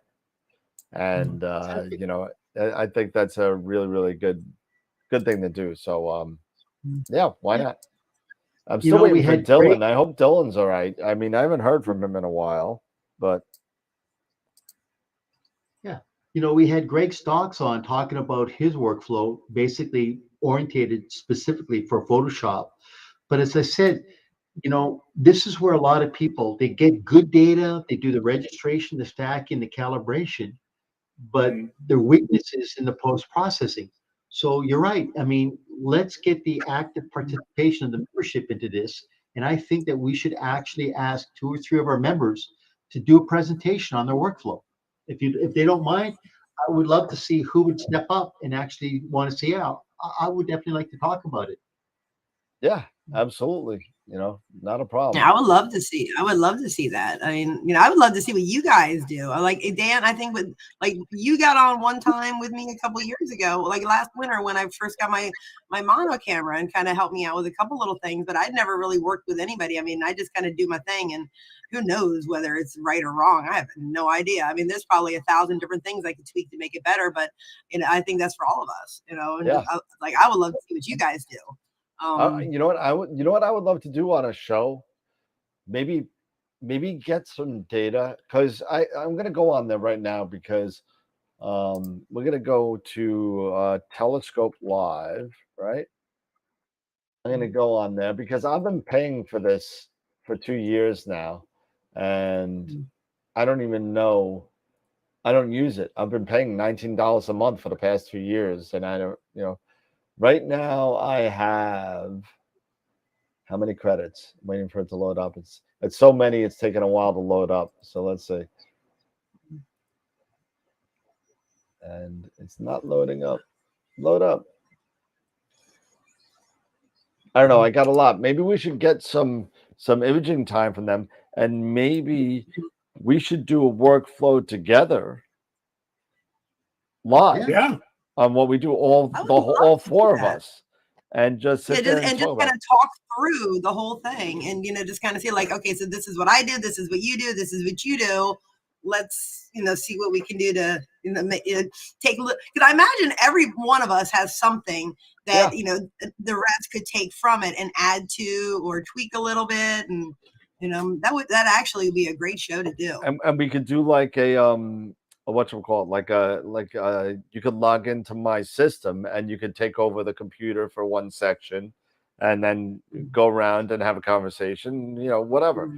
But I'm just going to show you real quick how ridiculous this is. Let's do that this summer. Let's put that down on the, let's pencil that in. I like that. That's how many credits I have available to us right now. 369 credits I have available to us. So you picked up some credits here, man. So I've been paying $19. So figure 20 credits a month. Divide, what is that? Say 400. That's 20 months. 18 months, something like that. You got some time here, for sure. But you could get like free observations. I mean, you could literally get free stuff. Yeah, you can get free stuff. Really cool. Like we get this. We get 45.6 grab for 0.7 credits, 1 hour of data. And 1 hour of data in Chile is it's serious data. It's serious data. That's serious. Even if we do something stupid and just do like 2 hours a channel, you know what I mean, of narrowband on something, or even LRGB, it doesn't matter. Yeah. I mean, I could grab this for 1.1 credit, 1 hour LRGB from China of another 45.65. Keep on scroll. What? Yeah. Because I know. Well, you guys had done this a few years ago, where you had gotten. I still have my data archive. Here it is. I did. Oh, I didn't even know I did this. I got Centaurus A. I don't know when we did this. Oh, I got LRGB of Centaurus A. I didn't even know about. I didn't even know we bought it. So we got. Yes, I'm with you. Dragons of Era. That's what the one I want. I'm sorry. I finally looked at the chat again. But yes, I want to do the fighting dragons. I mean, look at that. That's one. That's another 1 10-minute shot. 0.7, please. Yes. Yes. Dragons. Agreed. Dragons. So we got 20, 40, 60, 80 minutes of Centaurus A from Chile. Nice. Plus the Nice. And did you tarantula. end up which we did. processing that? Have No, you I ended up didn't even know we processing had it. I must have done it. Oh, I did it July Ooh. 2021. That was 3 years ago, 2 shiny years ago. data. Wow. So I can download that. We can play around with that. That would be fun. Yeah, you can. And they're all calibrated already, so we don't have to worry about it. We don't have to worry about calibration. Yeah, just No. integrate them. Well, you know what, Dan? Dragon If I can be honest, that would be a topic for a second show. But my idea would be, let's get membership active, participation. No, yeah, I agree. What their workflow is. Case in point, everybody's asked about what does AZ Runner do? I'd like to see his workflow. We've seen Craig Mhm. Stock's workflow. Everybody, and Jesse, to your point, it doesn't matter what the end result is. You can get whatever color you want, and we've seen that with the elephant trunk. We had that black and purple. Who cares what it looks like? I would just like to see everybody's workflow just to see how they get to that endpoint. That just actually what they enjoy looking at. But you know what? The key is to get active membership participation. Let's see if one of our members would be interested in stepping up and doing a presentation. I would like to see that. So who would like to do that? Everybody wants me to get dragon data, so I'm going to get dragon data. Okay, there you go. So Do the dragons. Yay. must have the dragons of Ara. Even though Must have the dragons. even though I guess there's something, I don't know, maybe it's just me, the way I am, my personality, I don't know. There's something about processing other people's acquired data to me that takes a little bit away from the photograph for me, I guess. I understand. I know what you're saying. I do. You It's know like what I'm saying? half of it is actually getting it yourself and be like, this is Yeah. mine. Yeah, But I with did something that's everything. like in the southern hemisphere, like chances are I'm never gonna get there. And if I do, it's not going to be with all my gear. It's going to be with me. Don't say that, because you know what? If this stuff keeps on going the way that we're going, we're all going to retire and go to Chile on a flight paid by AstroWorld. So okay, I am a fan of this. This is something to look forward to. But in the meantime, but by the time, No, let's see, it's got to be but- within the next 15 years, because I'll be hitting 70 at that point. So Yeah. And I'll be Soon. fucking 6 feet under. Excuse me, I'll be 6 feet under. Oh, I'm sorry. man, Pete dropped the F-bomb. It happened. 50 this year. So I'll be pushing daisies at that point. Oh God, I hope not. I hope not, man. That's great.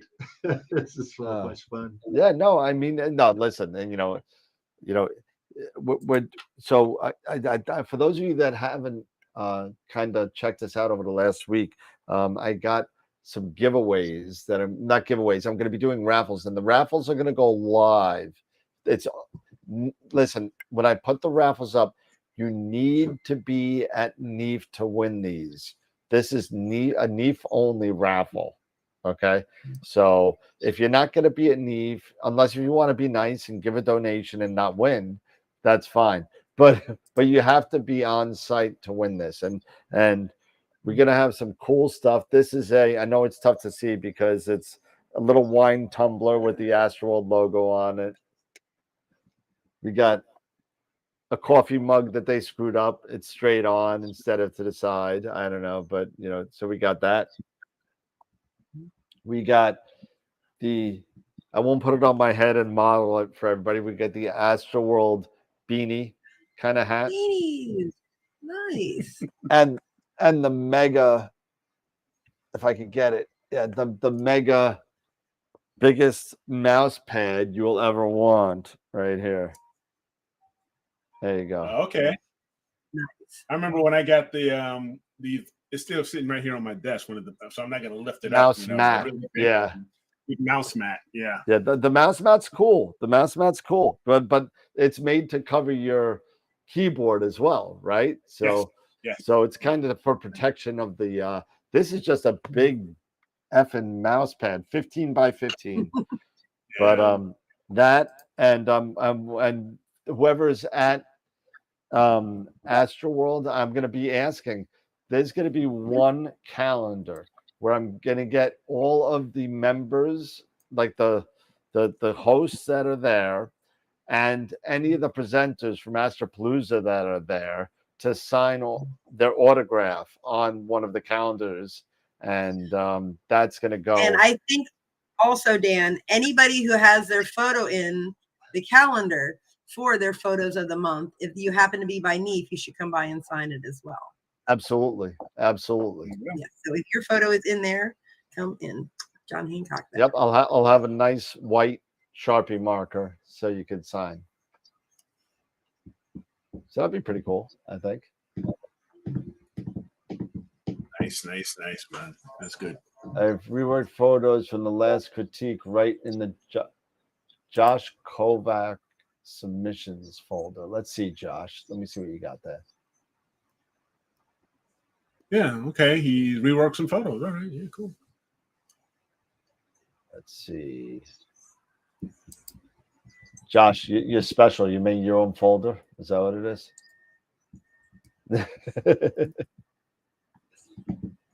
Let's see. Josh, I see Star Cores. Let's see. Critique. There he goes. Josh Oh, wow. We got a lot of people. Oh, which one am I looking at, Josh? There's like 6 of them in there. Yeah. Tell me which one to look at, and we'll do that one. We have Seagulls. We have a Rim Nebula by a no name. I'm not sure. There's no name on this. Oh, this is kind of cool. Here we go. And let's take a look at this guy. Ooh. This is There's green, Dan. What's that? There's green. There is green. There's green. So this is, let's see. This is NGC 6188. So let's see where that is. Oh, it's part of the. I thought it was part of the Dragons. That's why I can't see it, and it's all black. So, Yeah. So it's part of the Dragon. Pretty cool. That is pretty cool. I'm liking this.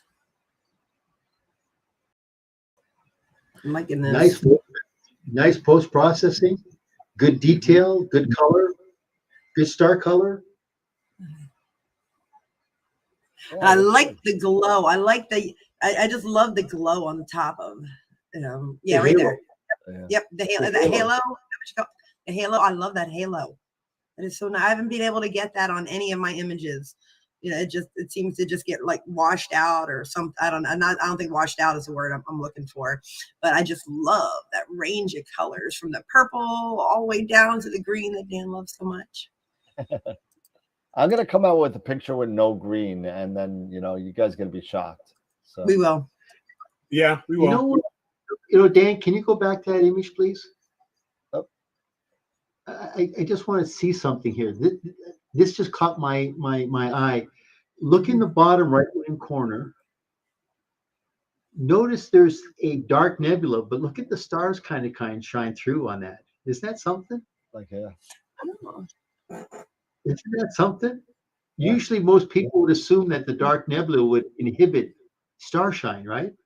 Mm-hmm. But yet it passes through. Huh. Yeah, I've not done a lot of imaging or processing with a lot of dark nebula. So when I see it, I'm just like wowed by it. Pretty cool. I'm not sure who that's done by, but very nice. Let's see. It could be the stars are probably in front. Could be. Yep. Oh, that's Tom Peter again. There we go. Ooh, amazing image. Love Great it. job, Tom. And Tom, was that what was that telescope live, or was that's not with the 127?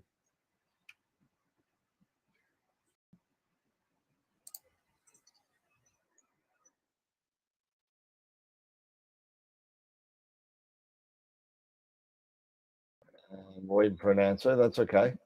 And we got, let's see. Yeah, it's Telescope Live. Okay. Nice. I thought this was a kind of cool picture, and I think this was I want to say it was Dave. Yeah, it's Dave Schaefer. I saw this on. I think he put it on the Discord channel, and I thought it was kind of a cool picture. And we're gonna take a look at it, and what he did, and I don't know if you could see the names on the bottom. He did a little star hop, and he took pictures of 4 different stars to see if you could get different, different types of colors.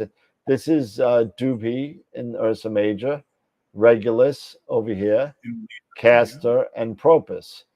And I just thought it was kind of cool that you could kind of, see the stars, the little different star field, the little different colors. I thought that was kind of cool. You know what's interesting here, Dan, is look at the rays coming off on the 4 corners, but look at the length of the spectral, and look at the color of that length. Is that something? Yep. Yeah, it's really wild. And you see the brighter the star, the lower the spectra you see, and yeah, that star field is so different in each one. Yeah, it's pretty cool. That is cool. That's really an interesting. I thought it was an interesting picture. It's just stars, but you know what? It's pretty cool with you when you put it all together like that. It looks pretty cool. Yes. Yeah. So basically, we're looking at Dubhe and we're looking at Propus is basically older stars, right? Because they're kind of orangish red. Yep. And then Regulus and Castor are basically young stars being bluish white. Yep. Pretty cool. I thought that was cool. Pretty cool. Boy, look at this. We've got a bunch of submissions, don't we? And did Josh get back to us to say and y'all are doing it again? You're making it really hard to critique these photos because they're really good. And that's okay. I love it. Pac-Man in California. So let's do the Pac-Man. Pac-Man is right here. And loading. Okay, this is a Pac-Man. Nice.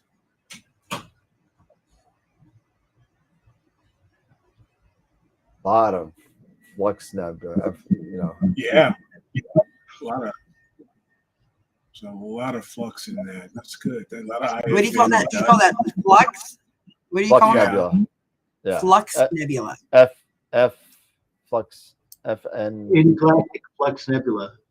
IFN. Okay. IFN. That's right. It's IFN. Yeah. IFS. IFN. IFN. Nebula. IFN. Oh, IFN.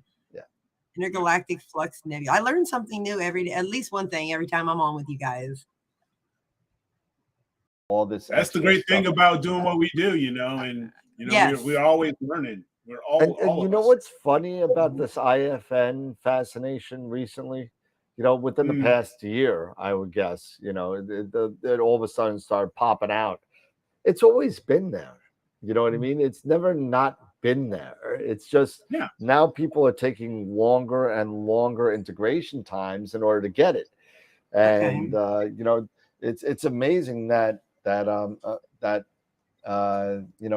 it's just coming into mainstream now. Oh, now how long? Yeah. Dan's got to watch his Islanders. How much data? Going to overtime. There you go. But, that's the first one, and he reworked it. How much data was Josh? How long were you working on that project? I want to know how much total integration time that was, or total work time. I think this is the first one. I'm sorry, this is the first one, and the other one was the rework. It was the rework, yeah. Yeah, the rework's definitely a lot better, a lot less purple. Really nice job on the rework on this one. And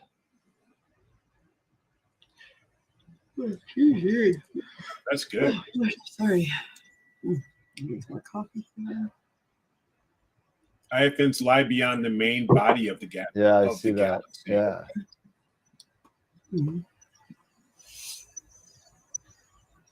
There you go. That one is 20 hours. Okay. Yep. 20 hours.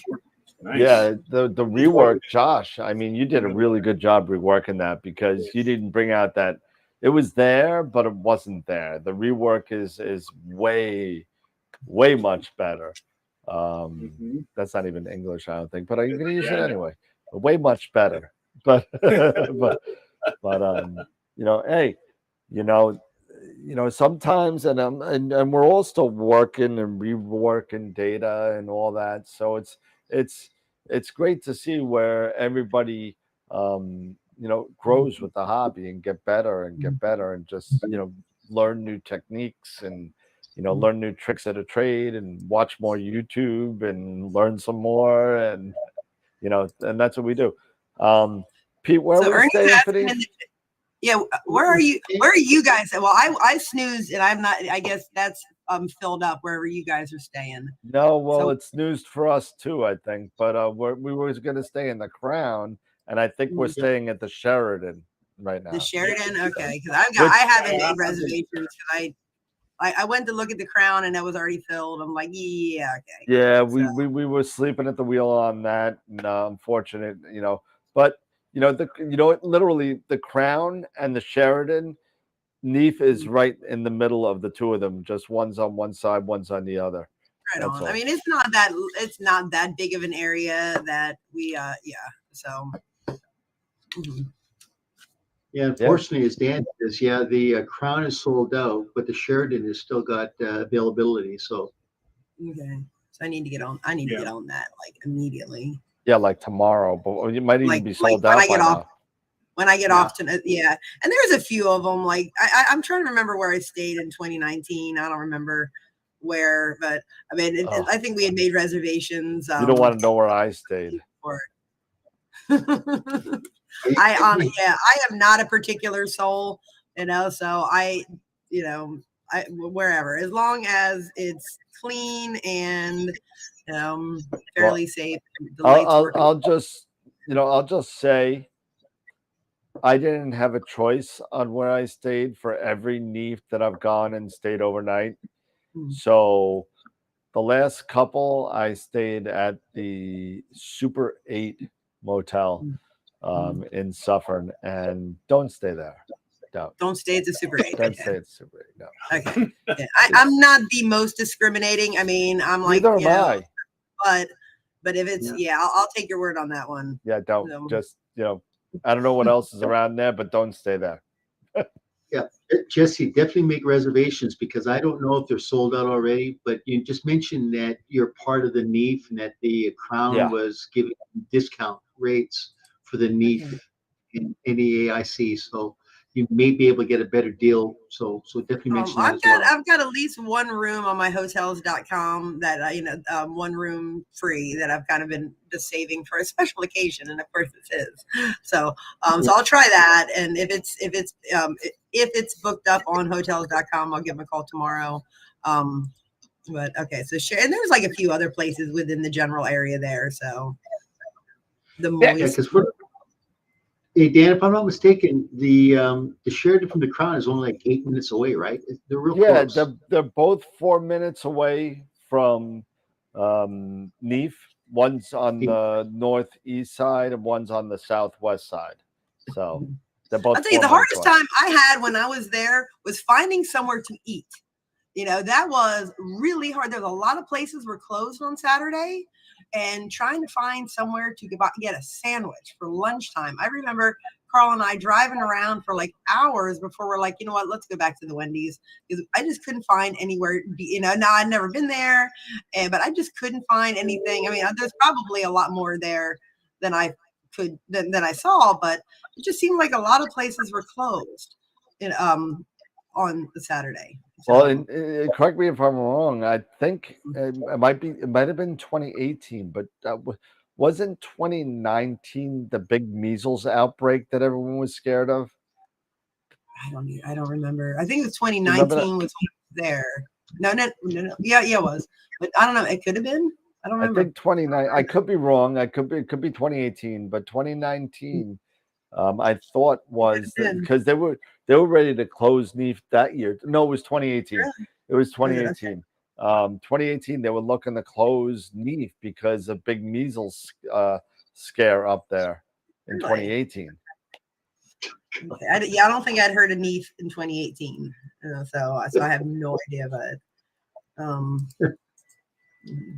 No. But I learned my lesson. I'm bringing my own sandwiches. Yeah, Ernie. Yeah, no, you know what you do? You go in towards the Crown Royale in Mahwah. You go over the border into New Jersey, like 10 minutes away, and you'll find plenty of food there. Okay, because I definitely was in the wrong direction, and I just could not. You find probably it. went into the mountains and stuff. You know. No, it was. I think the community. I'm not familiar with the Jewish community, but I think there might have been a lot of things closed down. And again, I'm not familiar with that. I think Saturday is the Sabbath, so yes, I mean, and that was something that I wasn't really. I wasn't aware of the area and how and that. So I think a lot of places were closed down because it was Saturday. You know what I'm gonna do for you Patreon subscribers? I went to the last NEAF. Me and Jeff went to a Dunkin' Donuts, and I asked for a bacon, egg, and cheese on a bagel. And the only thing I could say is what they put on my sandwich that they said was bacon. I don't know what was on it, but it was not bacon. It was the most. I have it on video on my phone. I'll put it up there and I'll find it from 2019. It was the most inedible, disgusting piece of food I've ever had in my life. It was so bad. And you know what it kind of looked like? It looked like Play-Doh bacon. That's what it looked like. You know, it was just so bad. It was horrible. Man. Did not eat it. Nope. You ever see like what was it? Breakfast Club, where he takes the salami and throws it over his hand and sticks on the statue. That's pretty much what I did. Maybe Neve should just hire a roach coach to be able to park outside. You know what? They got food at Neve. It's not great, but they got food. Oh God. We got to think about we got to think about food at the table, everybody. So if unless you want to get food there, Yeah. What I've noticed, like at AIC, all the vendors will probably end up going out to a nice restaurant. Yep. The OEM will probably bring out a couple of people and they'll do it. They'll maybe have a sponsored room where they'll have a hospitality room. Yeah, hospitality room. Yeah. So I don't know. We'll see. I know one night we'll be going out with some of the Primaluce guys and Filippo and those guys. So we're gonna think about that. Get some of our Italian fixing. But we'll see. Oh, looks like you got more postings right there. I added a photo of the heart in the low 15. We'll do that, and then that'll be the last one, and then we got to do the wheel. We got to do picture of the week. And I was just about ready to jump on my job. I just looked at the clock. I'm like, I am slacking again. You're slacking. You're timekeeper. Come on now. I am. I'm an awful timekeeper. You never ask anybody from Delaware to be a timekeeper. I'm telling you. No, don't. No. Now, listen. 2:50 on Friday until about 6 o'clock on Monday morning. Time just stops existing for a while, so it's all good. There you go. All right, here we go. Last picture of the night. Here we go. Ooh, nice image. Oh, the colors. Merlot 15, right? Yeah, Merlot 15. That's the heart. Yep. The heart of the heart. Yep. I always love this arrow here, right here. Mm-hmm. This area here. Yeah. I love that. It points right to the center. And even the one in front of it, look at that, Dan. It just points right to it. Yeah, right here. And the stars are just beautiful. I love the star colors. And Really, we've just it's gone through the nice. whole crayon box here with all these colors. I love this. Hey, I gotta say, man, we got phenomenal members that take phenomenal images. These are great. Yep.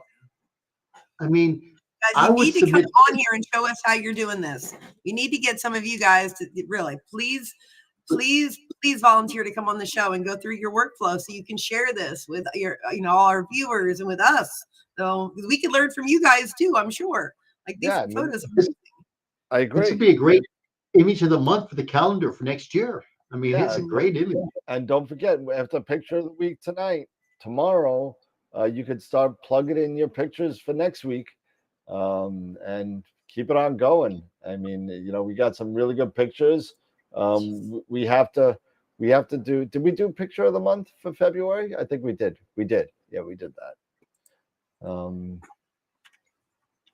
Let's see. Let's get the picture of the week up first. Let's get that up. So AstroWorld. All right. Let's log in. AstroWorld live site. All right. So picture of the week, right? All right.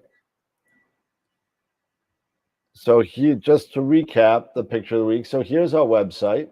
Just go to image contests, and right at the top, you'll be able to. Sometimes I got to reload because the pictures are just so big. Sometimes. There we go. And you can click on the Google Drive right here and just drop your files into the Google Drive. Maybe did we do picture of the month? We might not have done picture of the month. We're gonna go over that again anyway. Is that next Friday, right, Dan? The end of the month, right?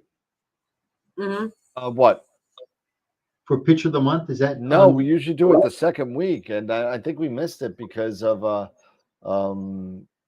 Rich Wright came on and things got thrown off. So we'll go over that as well.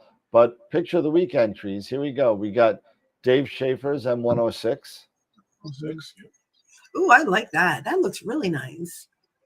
That I had tried doing that a few winters ago, and that I just couldn't get. It was really murky. Is the only word that came to my mind, and I just love how nice and bright that is.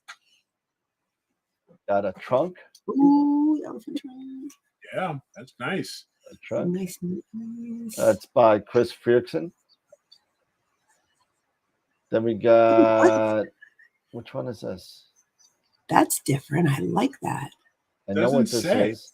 I know what this is, but I forgot what it was. That's the picture from what's his name's book. Wasn't it one of Charles Bracken's book covers? Is it? I think so. With the question mark? I don't. No, I'm not that picture. Is it a clamshell? Mikey's Hold on, I got clamshell. I got his book right here, but I don't. Yeah, it says it's the clamshell nebula. Right. I've never heard of the clamshell. Ooh, that's pretty. And we got a running man. I see a little silhouette of a man. Scaramouche. Okay, and the running man. There we go by AZ4runner Jay. And then here's a picture of the month nominees. Picture of the month was Greg Meyer with the Pac-Man. Nice. M81 by Bloodstone. Tom Peter M45. No, we didn't do this one, I don't think. No, I don't believe we did. AZ4runner Jason. And that's it. 135 people voted for that. So awesome. So let's do both. All right. So here we go. Dashboard AstroWorld. Let's go into the polls and see what we got here. So we'll do the picture of the week first, which ended on the 24th. We had 72 votes for that. Great voting. Great voting. Yeah. I mean, look at these numbers. Yeah. Really nice. All right. Results. Here we go. Image of the week for March 24th. Winner is AZ4runner by a hair by 3 votes over Mikey's clamshell. So nice job to Jay. Very nice job. Congratulations. I'll put you up on the website this weekend. So be on the outlook for that. Nice job, brother. There you go. All right. Now, picture of the month. Here we go for February. And 135 people. Here we go. Survey says Bloodstone. Bloodstone Nice. with 94 votes. Congratulations. And which image is this one? That was the M81 image. Okay. Oh, nice. Nice, This nice. one right there. Very nice. Very nice. Well, congratulations, both of you guys. Amazing images to everybody. Yeah. Yeah, I don't know how you get on and choose because I mean they're all so beautiful. Yeah, it's really good. 135 people. I think we actually did that one, but we'll do it again. It's the same thing. So yeah, Bloodstone's cool. He's going to be doing a presentation if I can get in contact with him. So he's going to be doing a presentation and about his actual workflow and stuff like that. He's going to be doing so he's been working on it. He's had some dental work he's been putting all over online, but he's getting better. So once again, this is a post to everybody in the viewer membership, because once again, we're only as good as the viewer membership. If you guys have got anything that you'd like to present, please relay it to Dan, and believe me, we'd love to have you on and do your presentation. So, you know, we all learn here. So by all means, please, if you've got anything that you'd like to present, by all means, go for it. let's see, did we get any more users? No, we're still 153 on that. So we're gonna get the wheel of Sean Nielsen up. Why? Oh, you know what? I lost my. How do I log in? Open. Let's see. I cleared my browser cache because it was giving me a problem. So let's see. Dan Higgins. There we go. And IP for AP. All right. Masters of Pix Insight giveaway. So we give away every Friday night a Master of Pix Insight workshop free. And if you don't know if you're new and you don't know what Masters of Pix Insight is, you just go to mastersofpixinsight.com. And I spelled it wrong, I guess. Added a space, it looks like. There it is. And there's Masters of Pix Insight. And the next workshop is Photons to Photos number 12. They actually go over an entire workflow. This will be April 11th. That's right before NEAC. So just go and check it out. If you don't win, it's only $35. You get 2 hours with some of the best. So you can definitely check that out. All right. So tonight we're giving away a free Masters of Pix Insight workshop. 153 people on the board. And here we go.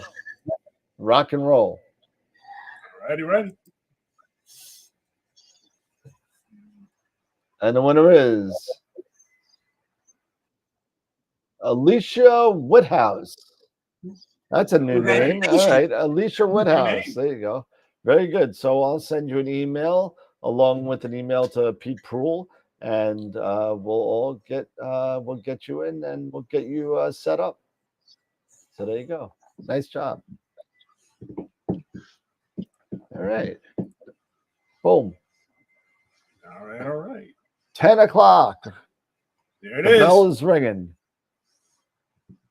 Awesome. All right.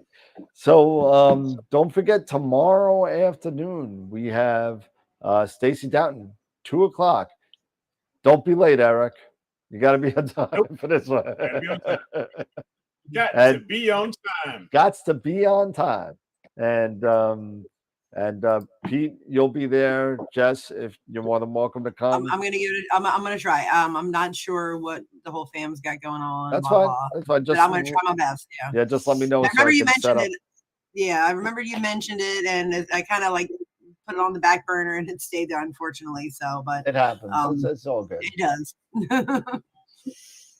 All right. So yeah, so tomorrow, 2 p.m., 6 p.m. UK time, we'll have Stacey Downton on. And she said she promised to bring Luna. And that being said, I told her if she brings her dog, I'll bring mine, and we'll have a dog off. So, so, so, If we get on, Gage, it'll be your moment to shine, sir. yeah, we'll do a poll dog off. So dogs of Astro. There you go. Dogs of Astro World. Astro doggies. Yes. So, final thoughts, Eric? No, I mean, I love this. I mean, it's been a great show. I love the participation, doing these critiques and everybody sharing your photos with us. These are getting better and better every time, from the very beginning of when we started doing critiques up to now. They just have been getting better. Just improvement just goes to show how well, people are, improving and getting along with this stuff. So kudos to everybody. Thank you for submitting. Really appreciate that. And yeah, I'm looking forward to meeting Stacey, and it's going to be a great time. So pretty cool. That's going to be fun. Pete? Well, as always, this has always been a great show. And as I said, I'm always going to reach out to the membership. Please, if you guys got a workflow that you'd like to share with us, please do so. Reach out to Dan, give us your presentation. It's always good to see what people do because, as I said, we all kind of get to the same result, but everybody has a different means to get to that same result. So I'm going to encourage people to step up and definitely participate. We're looking for active participation. Yeah, absolutely. Looking to get more input from like Johnny Five. Need more input. So I might be dating myself on that one, but anyway. I'm alive. No, and guys, always have a great time. Always have a great time getting on here. I'm so glad for the opportunity to be able to get on and learn from you guys and learn from our viewers and just love seeing the images. Every time I get on, I'm like, I haven't been able to image for months, and then I get on here and I'm seeing these images again. I'm like, oh my gosh, I've got to get out. I got to get some photos. So, but I love it. And guys, if you're worried about getting on and presenting, don't feel like you have to do like a whole, beginning to end. Maybe there's just one little thing you want to get on for 5 minutes, and you're really good at like, what, I really can, talk about the graphs on PhD too. So just come on for 5 minutes and talk about that. Maybe maybe there's just one little technique that you do that that you want to share. Don't feel like you have to get on and do this big whole giant presentation about everything. Just a little tiny bit. Get on and share what you have, because that's what it's all about. Just sharing and learning from each other and building on each other's skills, and just getting out there and showing space to everybody. Getting our space. As I say, just got to get our space. So, but and if I don't see you guys next Friday, I can't wait to see you guys at Neath. I'll definitely be talking to you guys before then, just so we can kind of know what's going on. But I can't wait to see some of our viewers and meet some of you guys. So I'm excited. I can't believe it's just getting it's getting closer and closer. It's just a couple weeks away. It's becoming real. I'm doing the countdown. I've got the countdown going on. Because that's like the week of our spring break at school. We got 4 days this coming week. Then teachers have a day off. Then we have 4 days, and then Good Friday, and then we're on break. So I'm counting down spring break, but I'm also counting down Neath. So the kids are starting to ask, like, what are you going to do? And I'm like, well, I am going to, they get all excited about it. I'm like, yeah, me and Pete have a long week that week. Yeah, because you guys are gonna be there for NEAC. So what are you guys getting there Wednesday? Oh, that's not even it. We're doing a job in Jersey on Monday, Tuesday, then going to NEAC Wednesday, Thursday, then NEAF. No, we have 1 day in between. Do we have 1 day in between? No, we're working Monday, Tuesday, then Wednesday we go up to NEAC, right? we probably leave out of Dr. Scott's on his project because that's going to be a big project. And Yeah. then we got We can knock it out, Friday, though. Saturday, Sunday, and then Monday we go up to Telview. So Monday? yeah, Monday we're going up to Telview. Remember? On We're gonna Monday introduce- afternoon? Yeah, remember Sunday because remember you wanted to think about getting Telview, so I was going to introduce you to Al and to Dave No, Nagler. yeah, no, that's fine. I didn't know it was the Monday afternoon, though. Oh yeah, because I was going to fly out on Monday back, so we're going to drop me off the day of the day. Oh, So okay. that's what I thought we were going Wednesday before. Oh no, it's a Monday after that. So Oh, okay. I'll have to take that day off now. yeah, you have to take that day. All right, cool. All right, everybody. Well, we'll see everybody in a couple hours. We only got about 15 hours, 16 hours away for the next show. Everybody have a good night, everybody, you know, and congratulations to I even forgot the name, Alicia Woodhouse, for winning the Masters of Pixinsight class. And watch out for the email, everybody, and have a good night. See everybody in the morning, I guess. You know. Yeah, for sure. All right, everybody. Have a Good good everyone. night. Take care, and as always, keep imaging, keep educating, and clear skies. And we'll see you tomorrow afternoon. Bye bye. See you, everybody.